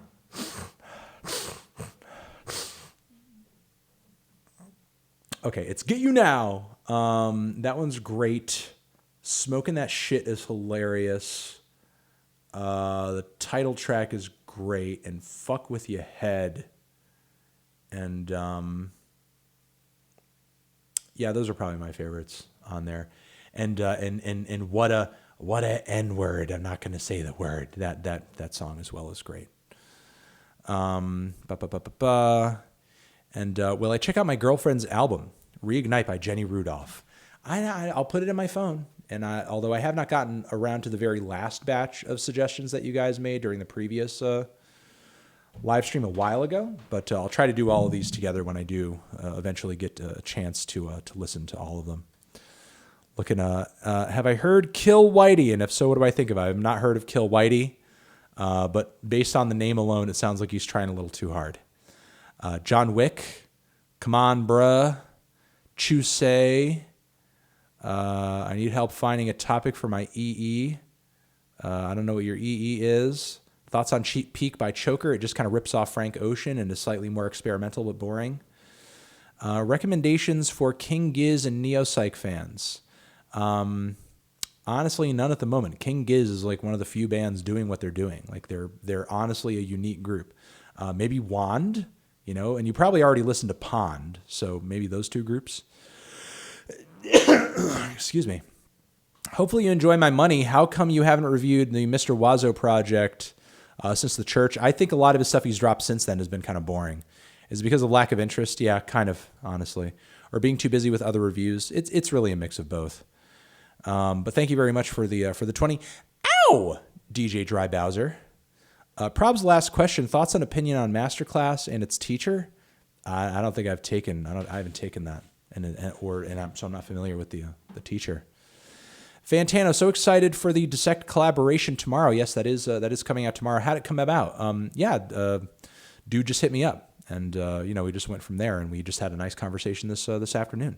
A big fan of both of you. What do I think about the podcast? I think the podcast is amazing. I think it's kind of an essential when it comes to music review, music analyzation. I do love the fact that the podcast goes in further depth than even I do. So if you're really sort of like into song by song analysis for an entire record and that sort of thing, like do not sleep on the Dissect podcast. And again, collaboration with Dissect coming out tomorrow. Rate from Mars to Sirius out of 10. I have no thoughts on that record, honestly. What is my opinion on Nujabes and Jay Dilla? Jay Dilla is amazing. Nujabes is as well, though his music is a little too easygoing for my taste a lot of the time. My bad if this is too heavy, but you're smart and I admire you so. What would be the best way to positively influence a young person who has been drawn into dangerous ideologies? My brother is 15 and a Ben Shapiro fan.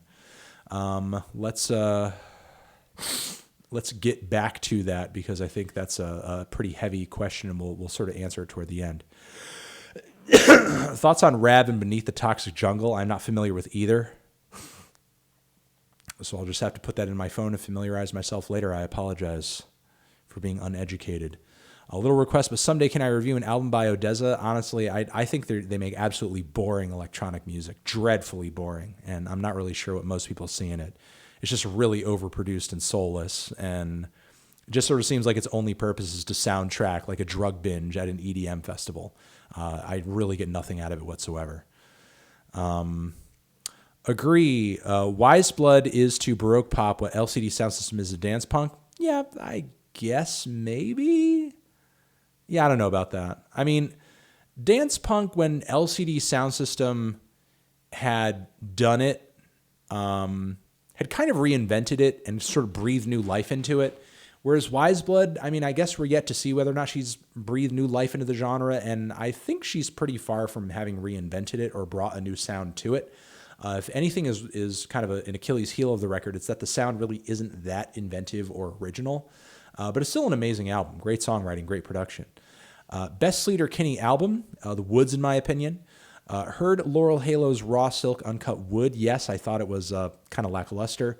Nice ambient record. It lacks her vocals, which might appeal to you. Yeah, I mean, it does have some long spanning and kind of odd tracks on it that are cool, but for the most part, it's kind of a scant project that I didn't really get a whole lot out of.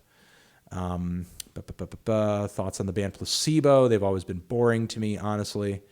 What do I think of Pantera? Vulgar Display of Power is amazing. UGMC's Beast, I have not heard of them. Is KSG a top 10 hip-hop album of this decade? Yes, possibly. Well, no, probably. How can Dark Side of the Moon be overrated, but you told me it's a 10 out of 10 at your East Coast live show last year? Can I write this off in my taxes? Yes, you can. And at the live show, I probably lied to you.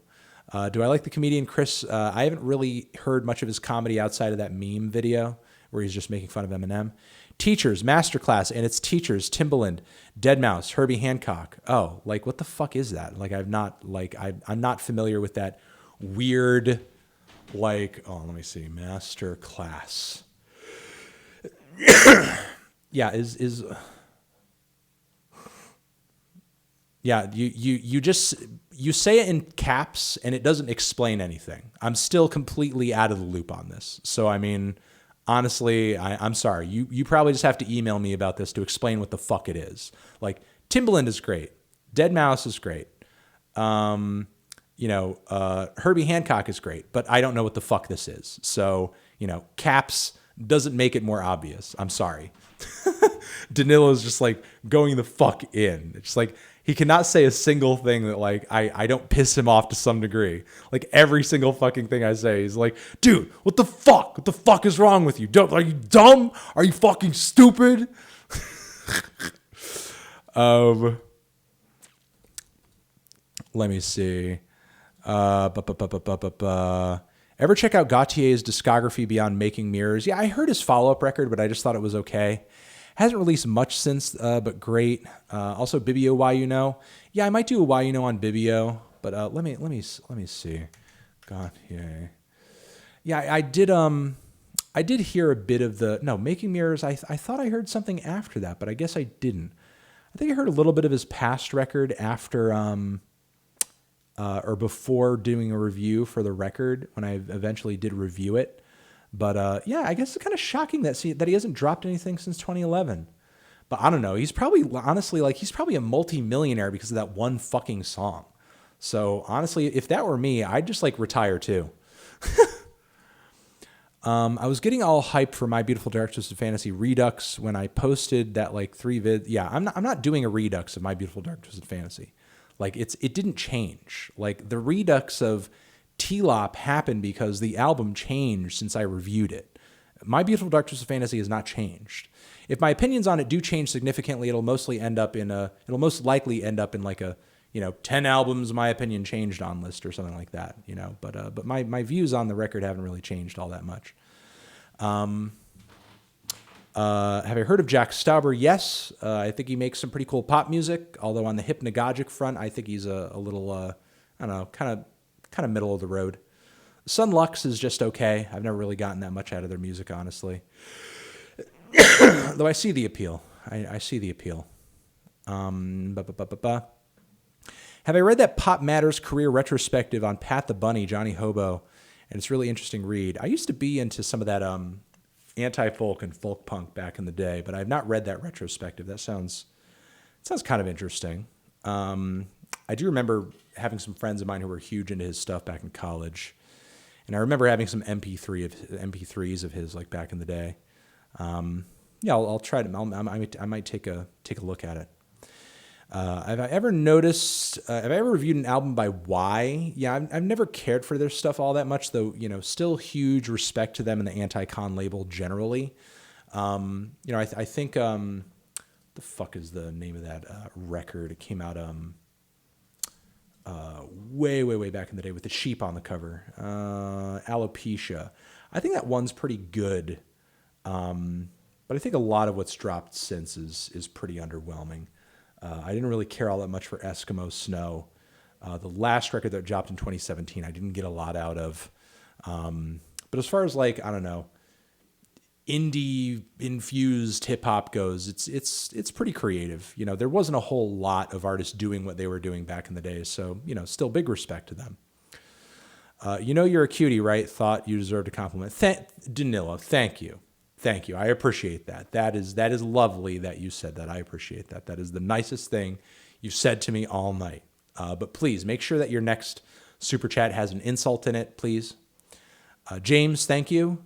Why do I think the indie rock scene is in such an uninspired state after being the cutting edge in the 2000s? Nothing is cutting edge forever, and I think honestly, like it's really about sort of like the press, congratulating bland trends instead of artists challenging people in the scene. It's also about a lot of the artists that came into the scene coming from a place of privilege, and as a result, like honestly, they're not living on their music necessarily. You know, they're like, you know, you think Ezra from Vampire Weekend is fucking, you know, poor on the street if he doesn't come out with a new fucking Vampire Weekend album? No. You know what I mean? So like a lot of these dudes and a lot of these people in these bands, it's not like, you know, they're dependent on their music to sort of like blow up or anything. So yeah, I think it's kind of a bad mix of factors. The Smashing Pumpkins' Siamese Dream, Melancholy, and Adore are some of the best albums in the 1990s. Adore does have some weak spots on it, but Siamese and Melancholy, can't disagree there. They're great records. A couple more left. Fire Round. What would I rank D'Angelo's Voodoo? Commons, Like Water for Chocolate, and Mos Def's Black on Both Sides. Ooh, okay. D'Angelo's Voodoo, an 8 or 9. Black on Both Sides is a 9 or 10. Commons Like Water for Chocolate is probably an 8. All great records. What are your opinions on Soft Machine's third incredible fucking album? Like, insane. I'm still upset I don't have a copy of that record on vinyl. I have searched high and low for one at, you know, whatever record store I go to, and it's a rare find. If you can get like an original pressing, you know what I mean? Really great. It's an inexplicable album. I mean, there are elements of prog and psych and avant-garde and experimental rock, and it's really ahead of the curve. It's really ahead of its fucking time. And a huge inspiration to lots of rock groups and artists for years and years and years, like Neutral Milk Hotel, for example. Really kind of like a musician's type of band, you know what I mean? But still a great band. Do you think there'll ever be a new Godspeed You Black Emperor album? Yeah, I mean, they're still back together from what I understand. What would I rank Yankee? Probably 8. I mean, it's not their best album, but it's not terrible. You know, it's not as bad as like their last record, not by a long shot. You know, it's just a little bit underneath, you know, Skinny Fists in my view. Listen to Sun Watchers, Illegal Moves, fantastic psych rock, jazz rock with a real improv feel. Came out earlier this year. That sounds fun. What would I say is the most exciting innovative genre in music today? I mean, most consistently, I think rap is coming out with the most exciting shit, you know, in my view. First, thoughts on Rap Snitch Knishes from Food. I mean, every track on Food is fire, so I don't really know what you want me to say. Could you check out my SoundCloud and offer some criticism? Account is Apostle. I don't really do direct criticism or anything like that, but if I check it and I like it, I'll leave a comment and maybe share it if I think it's good. Have I heard of the album Between Somewhere by Token? Yes, I have. Token is a follower of mine on Twitter, and I've had some interactions with him. And, you know, I think he's a decent rapper, if not just trying a little bit too hard to sound as urgent as possible. But, you know, dude has skill in terms of flow, lyrical skill too. Just kind of waiting for a moment where he appreciates the sound and aesthetics of music a bit more and kind of, you know, eases up on the gas a tad with his delivery and his attitude, I guess. After your positive review of the new Flume project, I think there are many other artists that have a similar appeal that many might want to see reviewed. To Sudura, Ephraim. Ephraim is pretty cool, but I haven't heard any of his new stuff. Troy Boy. I've not heard Troy Boy. Try to look up some Troy Boy and see what's going on with that. Insult You. Okay, remember that Morrissey is also a vegan. He's a great singer and songwriter, but a horrible human. Yes, that is true. Not really an insult to me, but that is true. I beg of you to check out the band Bella's Bartuk and their album Change Your Life. It is one of the best, weirdest folk groups I have ever heard of. Okay. All right, Luke. All right, bro. Love you. Am I into Japanese underground hip-hop artists? I have not heard any of those groups. They dropped an album a few weeks ago. I've not heard of any of those groups. I did review that new Dos Monos record, but obviously that record came out in the States, so it made it kind of easy. But I've not heard of any of those groups. I'll have to look them up. You got cut off before the Dave Van Rock comment. I apologize for that. Also, do I like Zach Fox? Yeah, Zach Fox is hilarious, and we follow each other on Twitter, and we've had some positive interactions. I think he's a great guy. Also, Nipsey H. Chapin are similar in charity movements. Okay. And the Van Ronk stuff, I said the American primitivism stuff early in his career I think is really good, but I haven't gone that deep in his discography. I apologize for the answer getting cut off earlier with the shitty internet. I'm going to take questions for maybe 5 or 6 more minutes, so you guys know. What would I rate Mr. Bungle's albums California, Self-Titled, and Disco? Disco is probably my favorite at an 8 or a 9. Self-Titled is okay. California is probably my favorite under Disco, and it's probably in the 8 range as well. But Mr. Bungle, great group, classic group, mega creative, and one of a kind. Has REM aged well? Yeah, I think generally their couple of most classic albums, yes. I think their early dreamier, art rockier stuff is boring as hell in retrospect. But as far as like their biggest records, their biggest hits, Losing My Religion, that kind of shit, yeah, absolutely. I think that stuff has aged incredibly well. What was so compelling or cutting edge about their sound back in the day? I just think Michael Stipe was just a very good frontman, a very good singer, and a very good songwriter. I really think is what it came down to back in the day. They had good production as well. And, the industry was a lot better at sort of like making artists hot and not than they are today. So, it was probably a combination of all those factors. Sorry to keep spamming you with Lil Wayne questions, but what would I rate the Carter 3 and what is my favorite Lil Wayne song? I'm not sure what my favorite Lil Wayne song in general would be, but what would I rate the Carter 3? At least a 7 or an 8. It's a great pop rap record and definitely one of the better ones of the 2000s.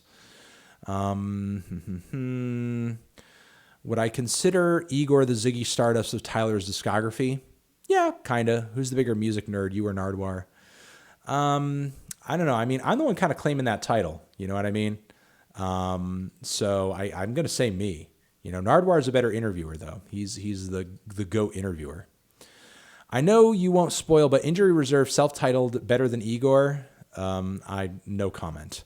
I know that you've said you weren't a fan of music festivals in the past, but are there any that I would recommend when it comes to lineup this year? I haven't checked out any lineups, but just in general, I would recommend Primavera Sound if you can make it over there to Barcelona. It is a great-ass festival. Thoughts on dabbing? I have no issue with it. I'll dab on my haters.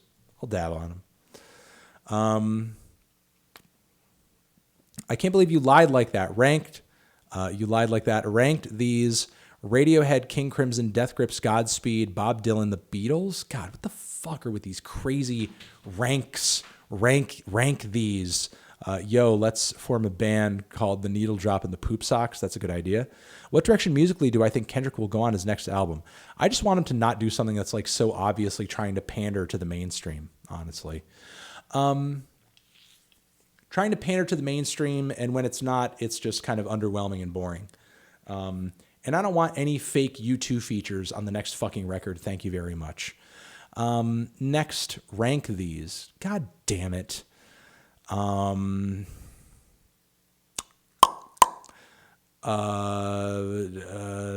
probably put... I hate you so much. I fucking hate you so much. I hate this. I hate you, and I hate this. Like,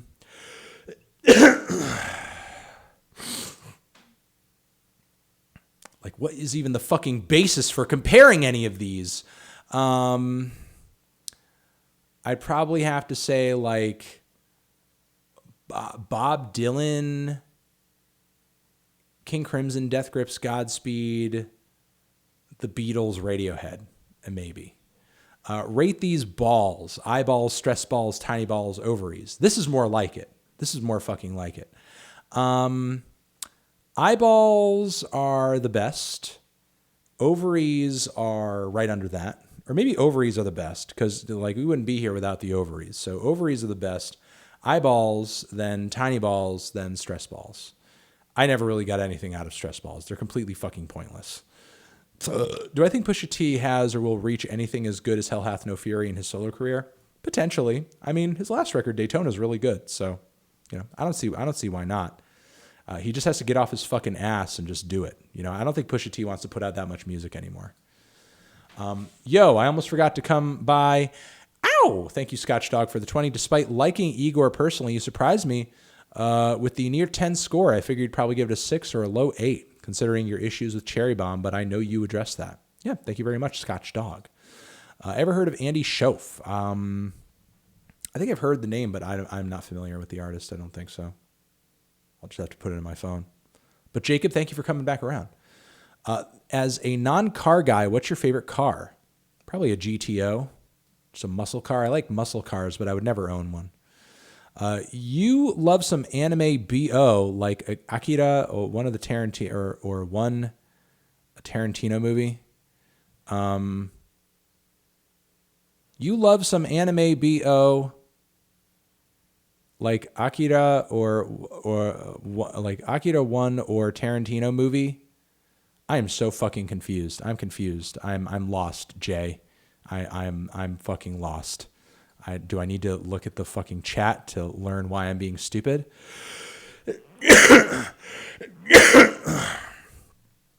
Is there any particular reason why I don't usually review albums from YouTube musicians, sort of like Ninja Sex Party? I mean, I did review a YouTube musician not too long ago on the channel who came out with a bit of an emo trap record that I thought was pretty cool. But Ninja Sex Party, I don't think is very funny. I just find their music boring. So I can't really comment. Check out a new Fully Involved EP coming out tomorrow. Participation trophies, great songwriter. Okay, I'll consider it. Thoughts on Blur 13. You hear Vit Sucesa Moral, a Spanish band, great albums. I've not heard that band. But as far as Blur's 13 goes, I do think it is a great record, and I think it's Blur do tend to get some praise for some of their early shit, like the self-titled and everything. It's not even early; it's sort of like more in the middle of their career. But 13 to me is more of a cohesive listening experience in my view, darker and more cohesive.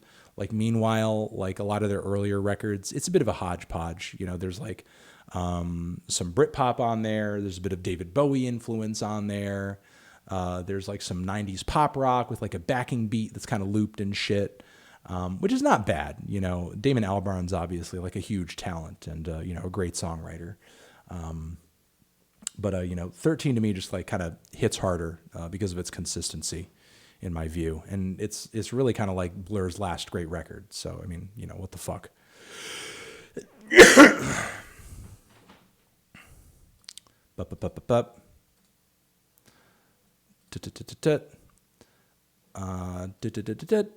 Thoughts on Sampa the Great and ML and the Sniffers. I have not heard of the Sniffers. Sampa the Great, I think, is an okay rapper. I just find the music kind of underwhelming, a little long-winded, and it's kind of conscious, it's kind of soulful, but there's not a whole lot of bite to it, which kind of leaves me hanging out to dry a bit. Would I ever consider doing a podcast with Sean C? Maybe. I mean, I don't know. A podcast would be fun, but honestly, I would love to do a podcast of like actual people in front of me. I feel like that's kind of pivotal and conducive to like a real significant conversation, and I'm not near Sean C. You know what I mean? It's kind of difficult to make that connection. Rate Maggot Brain, Mothership Connection, American Gangster, OG Original Gangster. OG Original Gangster. Original Gangster. Yeah, that's the Ice-T album. You're talking about that fucking Ice-T album? I don't know. I think that's like maybe a 7. American Gangster Jay-Z is like a 7 or an 8. Mothership Connection, Maggot Brain. Maggot Brain's probably like in the 9 range, dude. As far as Mothership Connection, I don't know. I mean, I guess it's probably the best P-Funk band album, but I don't know. I don't know, man. You're really fucking burning me out with all these ratings all on top of each other. Review Cody Co, a.k.a. Tiny Meat Gang. No, not a chance. No Tiny Meat Gang reviews. Fuck that. Do you think you could check out the new Thy Art is Murder coming out soon? I know they are deathcore, but it's great. Okay, all right, we're getting toward the end of this live stream, guys. Not that we're getting deathcore suggestions, but I'll put it in my phone. Let's argue the world needs girls with cat ears and elf ears. Okay, we're really getting to like the end here. We're really getting to the bottom of the barrel of the super chats. Thoughts on Frank Turner? You know, his music's pretty righteous, but I don't really get a whole lot out of it, frankly. Thoughts on Whitechapel's new record, The Valley? I have not heard it, but I'm sure it's heavy and hard-hitting as fuck. Let me see. Matthew Sobel. Ow! Has there ever been an economic system that has lifted more people out of poverty and starvation than capitalism? What, in your eyes, creates wealth? Nordic countries are more economically free than the U.S. Look, I mean, I think the market and people's freedom to participate in an economic market is pivotal to the health of a country, to the freedom of a country. However, our problem right now with capitalism is if you view it as a game, the game is going unregulated. You wouldn't have fucking basketball without rules. You wouldn't have fucking baseball without rules. The game is fucking rigged. And that is the problem with capitalism right now. Like it's not fair competition. It's not sensible competition. It's not competition when you have most of the media that you read, listen to, and see being produced or owned by just a handful of corporations. It's not competition when most of the hotels that you go to are owned by one big fat fucking hotel group. It's not competition when most of the music that you listen to is owned by or is assigned to a label that is the subsidiary of only 4 different major record labels. That's not competition, okay? It's not competition when you have Twitter and Facebook and Google and YouTube dominating the lion's share of internet traffic and social media and so on and so forth, and all of the social media apps and platforms that, you know, Mark Zuckerberg and company have purchased up. Like back in the day, America used to actually enact its antitrust laws, and those laws are there for a reason, because we have a very horrible past with economic monopolies and so on and so forth. So look, here's the thing. It's not just because Ben Shapiro says like, oh, yeah, like capitalism is great. Capitalism pulls people out of poverty. Like, okay, sure. Like you have like a modicum of a point, but it doesn't make you right on all of the other stupid bullshit that you say. Like what Ben is arguing there is essentially is as simple as like water is fucking wet or the sky is blue. But the thing is like he and so many idiots cut from his cloth take that one simple, easy argument and they use that as an excuse to excuse all of this other crap that does not make sense and only serves to put more money into the pockets of people like Jeff Bezos or fucking, I don't know. I can't name another billionaire, you know, Bill Gates, you know, and I'll also say, who the fuck is that asshole who's like, you know, I'm not even going to name another. So yes, should the market be free? Should people be free to participate in an economic market? Yes, sure, absolutely. But it needs to be regulated. It needs to be controlled. And hell yes, you know, shout out to the Nordic countries that seem to have gotten it right, more right than America has economically at the moment. Anderson .Paak has the best teeth in the game. Yours are not even in the board. Mine are on the fucking board, and Anderson .Paak's bottom row is crooked as fuck, so hell no. For the following artists, which do you think are the most likely to make a 10 sometime in the future? Tyler, Earl, John Wayne, Sophie, Cal Truchesta. Either Cal or Sophie. I would say it's either Cal or Sophie. It's a dead heat between them at the moment. Favorite Pink Floyd album? Probably The Wall or Animals. Maybe Animals. Ziri review. Also, shout out to Robbie G. Shout out to Robbie G. I don't know about a Ziri review, though. How do you determine whether or to buy a newer album on vinyl or not? Also, rank the Saturation trilogy. Thanks, my guy. I would probably just say it's 1, 2, 3, you know, from best to worst. But I don't know.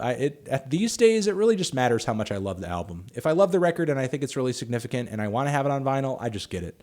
I used to be like, oh, well, I'll only buy it on vinyl if like the packaging is right or if like the recording is analog. And sometimes I will go out of my way to buy a record if I do know that the recording is analog and I do like the record, even if it's not a favorite of mine. But these days, if I really love something and I care about it, I just pick it up. I just pick it up. If having it on vinyl, I feel like it matters to me, because with some records it doesn't. Hey Anthony, really love your content. I'm going to see Carly Rae Jepsen for my birthday this August. What's my favorite Carly song? Mine is All That.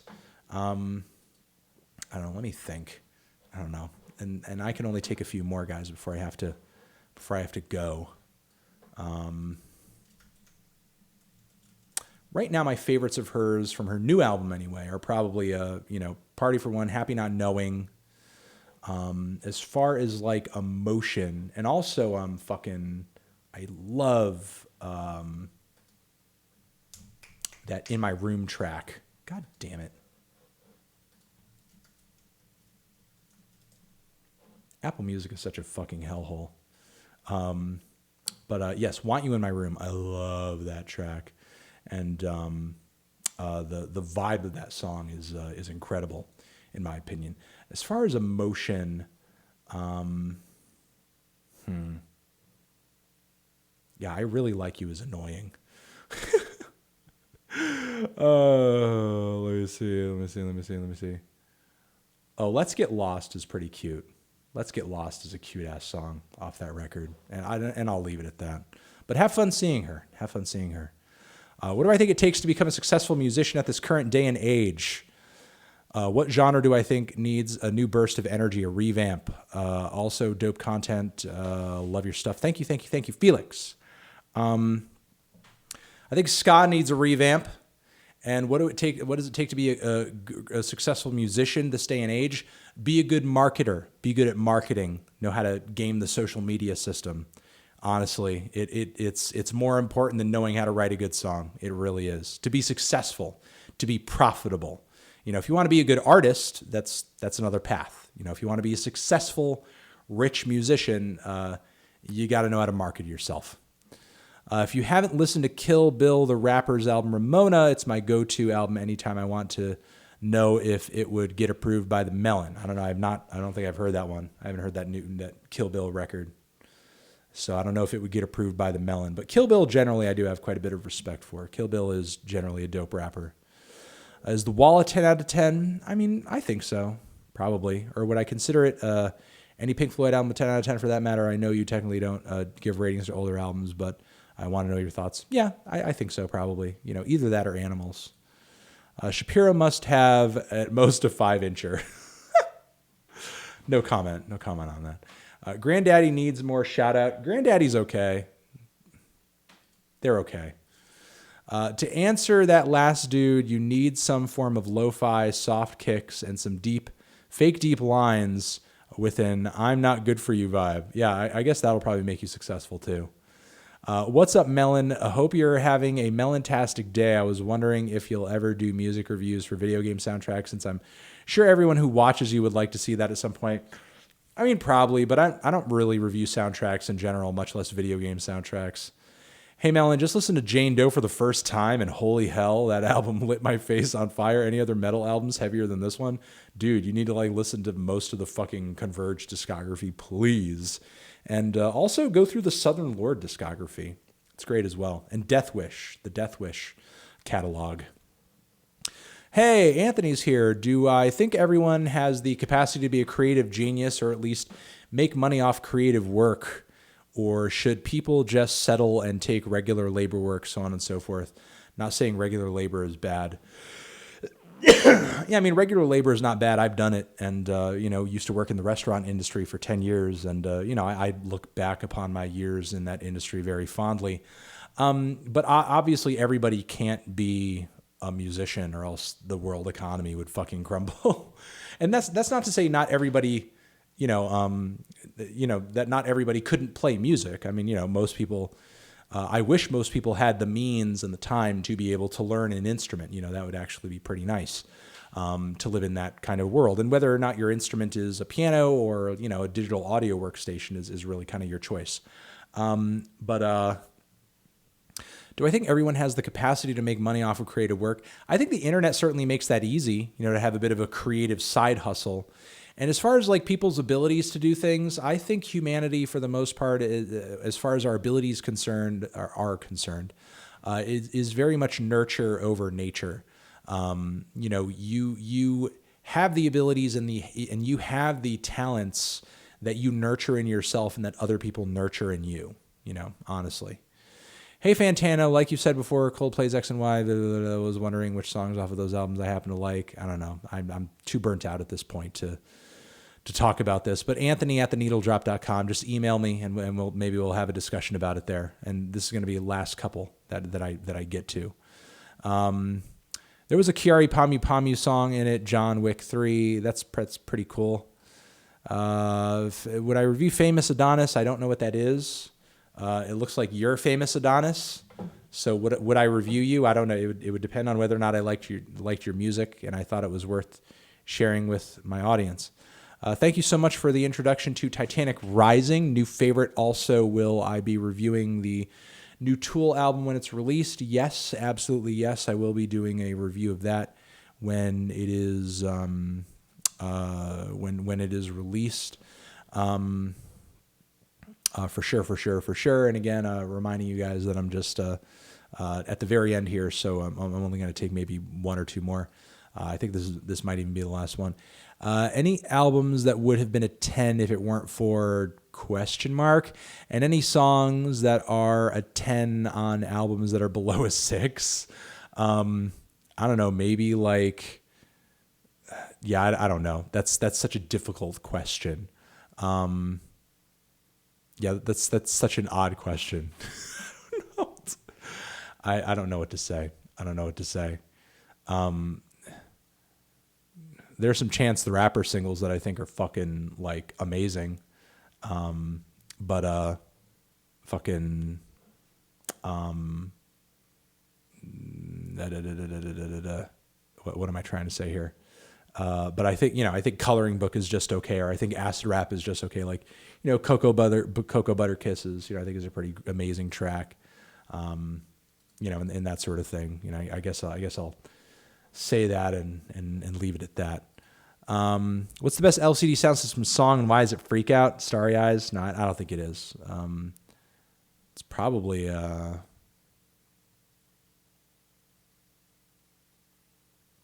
it might be Us v Them. It might be God. I love This Is Happening so much, and I can't even name a single song off of it right now. I'm having such a brain fart. That's how burnt out I am right now. I cannot name a single song off of Drunk Girls, but that's not even my favorite song off that record. Okay, guys, I've talked too long at this point, and this is why I cannot be a streamer. Okay, not that I don't like streaming, not that I don't like doing Q&As, but I'm 20 minutes past the point where I normally would be during these, and I'm just like literally like that I cannot name more than one song off of one of my favorite albums right now. You Wanted a Hit. That's a song that I like more than Drunk Girls, but I'm not sure if I think that's LCD's best record though. But I'm gonna stop. I'm just burnt out at this point. Closer is far better. No, it's not. I'm not too burnt out to argue this. Closer is not far better than Unknown Pleasures. Unknown Pleasures production is better. The songwriting is better. Ian's vocal performances are better. The aesthetic overall is more haunting and eerie. Closer is actually over fucking rated, if you want to be honest. I seriously love you, Fantano. Whether it's by proxy or through music recommendation or your content directly, you help me a lot. Okay, well, it's nice that you said that, but I might even make a video about this one day. But, Unknown Pleasures is way better than Closer.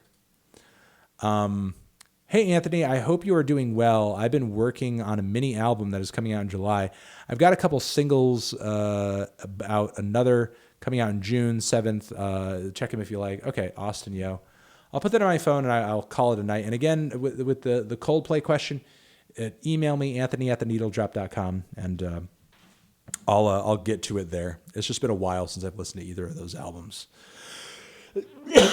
Excuse me.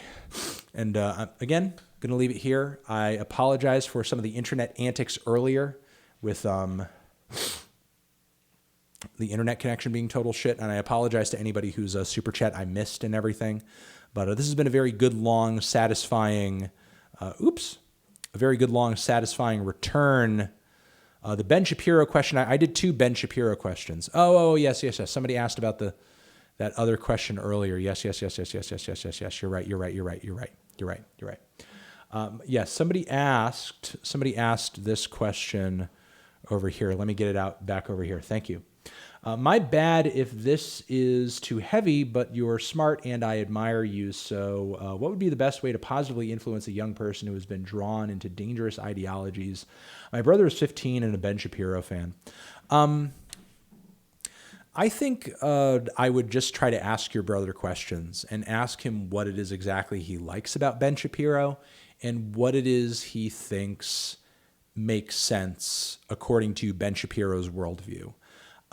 He might think, according to Ben Shapiro, that people are 100% responsible for their own actions and no problems that we have in society are systematic and so on and so forth. And you might do what you can to turn your brother on to some articles and statistics that show him that there's actually quite a bit of injustice in our government, in our court system, in our economic system, to essentially illustrate to him that it's people aren't just poor because they decided to be poor and so on and so forth. Moving on from there, I would ask him, again, what exactly it is that appeals to him about Ben or his ideology, and just try to explain to him, not by attacking Ben necessarily, but explaining to him why it quite doesn't make sense. Like, Ben bases a lot of his morality on a totally fucking made up sky daddy religion that, that doesn't really make sense for the facts care more about your feelings guy, when literally like your whole worldview is based on a made the fuck up holy book, like, which is literally 100% feelings. I would try to do my best to point out his hypocrisies, point out what's ridiculous about him, point out the stuff that he says that doesn't really make sense. Maybe your brother, being a young teenager, is more the edgy type, and he likes that Ben gets out there and he owns the SJWs. But I would try to illustrate to your brother that the SJW menace that guys like Ben might be sort of like banking on the image of, is not really that much of a menace to begin with. Like, angry, upset college kids that find his views sort of annoying or disagreeable aren't like, a threat to the world order or anything like that. It's really sort of like the upper class that are more of a threat than anything. And defending rich people is a fucking fool's errand, and Ben fucking loves to bootlick. And I would try to illustrate that as well. On top of that, anybody else who is sort of falling into these alt-right ideologies and that sort of thing, it's not really that surprising that when you talk to and you hear people talk who have fallen into these ranks and they eventually make it out of them, they end up talking about how, leading up to the point where they started watching Stefan Molyneux and believing all this fucking stupid race realism shit, and ended up watching like some crazy fucking psychopaths on YouTube and the alt-right community and so on and so forth. That typically they reach that point because they felt isolated and they felt lonely and they felt like they were stuck in a rut and they needed someone to blame and they needed someone to hate and they needed someone to, essentially just get mad at. So they felt like their problems and their issues were justified and the result of something outside of themselves, when really, like, you're miserable and you lead a shitty fucking life because of, not only because of your dumbass attitude and your outlook, but also because of systematic issues that we have, economic issues that we have. Wages have been stagnant for decades and decades and decades. Unions have dwindled down to almost nothing in this country. The job market is shit. student loan debt is crushing this generation financially. And listen, the Republicans have absolutely no solutions to any of this shit. If anything, they would rather make all of it worse. And the corporate Democrats are not going to do by you any better. The only solution that we have to any of this is an actually left alternative, maybe a Bernie Sanders or an Elizabeth Warren type, even though Warren is not really perfect, herself, but she's certainly closer to getting the needle moved on a lot of these issues than, let's say, a Pete Buttigieg, who's literally going to be a do-nothing Obama-crat like 2.0. So there you go. Poop balls. Oh, poop balls is back. That's a good meme. Poop balls is back. So, I would try to, again, illustrate the hypocrisy of a lot of these people, illustrate how bunk their arguments are, illustrate that, the whole SJW issue is just fucking inflated and it's just a meme. What's far more dangerous are billionaires, are Trump, are Nazis, are a whole host of other issues. And finally, I would try to reach out to that person emotionally, because they may be attracted to this ideology that is based in callousness, that is based in a lack of empathy, because that's what conservatism is at the end of the day. It's a lack of empathy for the environment, for oppressed individuals, for women, for people who are poor, for people in other countries who conservatives really have no issue bombing to death, lack of empathy for the LGBTQ community. It's really a lack of empathy for everything and anything that isn't yourself or isn't like the rich white male archetype. So total lack of empathy. I would try to reach out to that person and ask them why they're not empathetic. Are they hurting? Because that may be why they're not empathetic. They may feel like they're suffering, they're unhappy, maybe their issues aren't being spoken to. And maybe, as a friend or as somebody who, cares about this person, you could try to be empathetic to them and show them empathy and, show them that you care and show them that, their problems, mean something and, make them feel validated. And maybe that'll help turn them around too. End this effing thing. I want to go to bed. Go to fuck to bed, man. Have you heard of Young Lean side projects? Like, yes, I have. It's boring. And Dodmark, yes, it's a subpar punk band. So, all right, we're going to leave it at that. So, all right, you guys are the best. Nathan, the Big Mad. Beyonce is the queen of everything. Will do. Thank you so much. Endorse Eliza Warren already. I'm not familiar with that person. Do I hate Mars bars? Come to Vegas. Maybe one day. Does he own an Android? No. Rodeo could be the best trap album. What do I think about that? Maybe. Favorite Tool music video. Oh God, I haven't seen one since like the 90s, I don't think. LMFAO, good night. Good night, Fantano. Good night. Igor Blonde. Igor. All right, you guys are the best. Anthony Fantano, forever.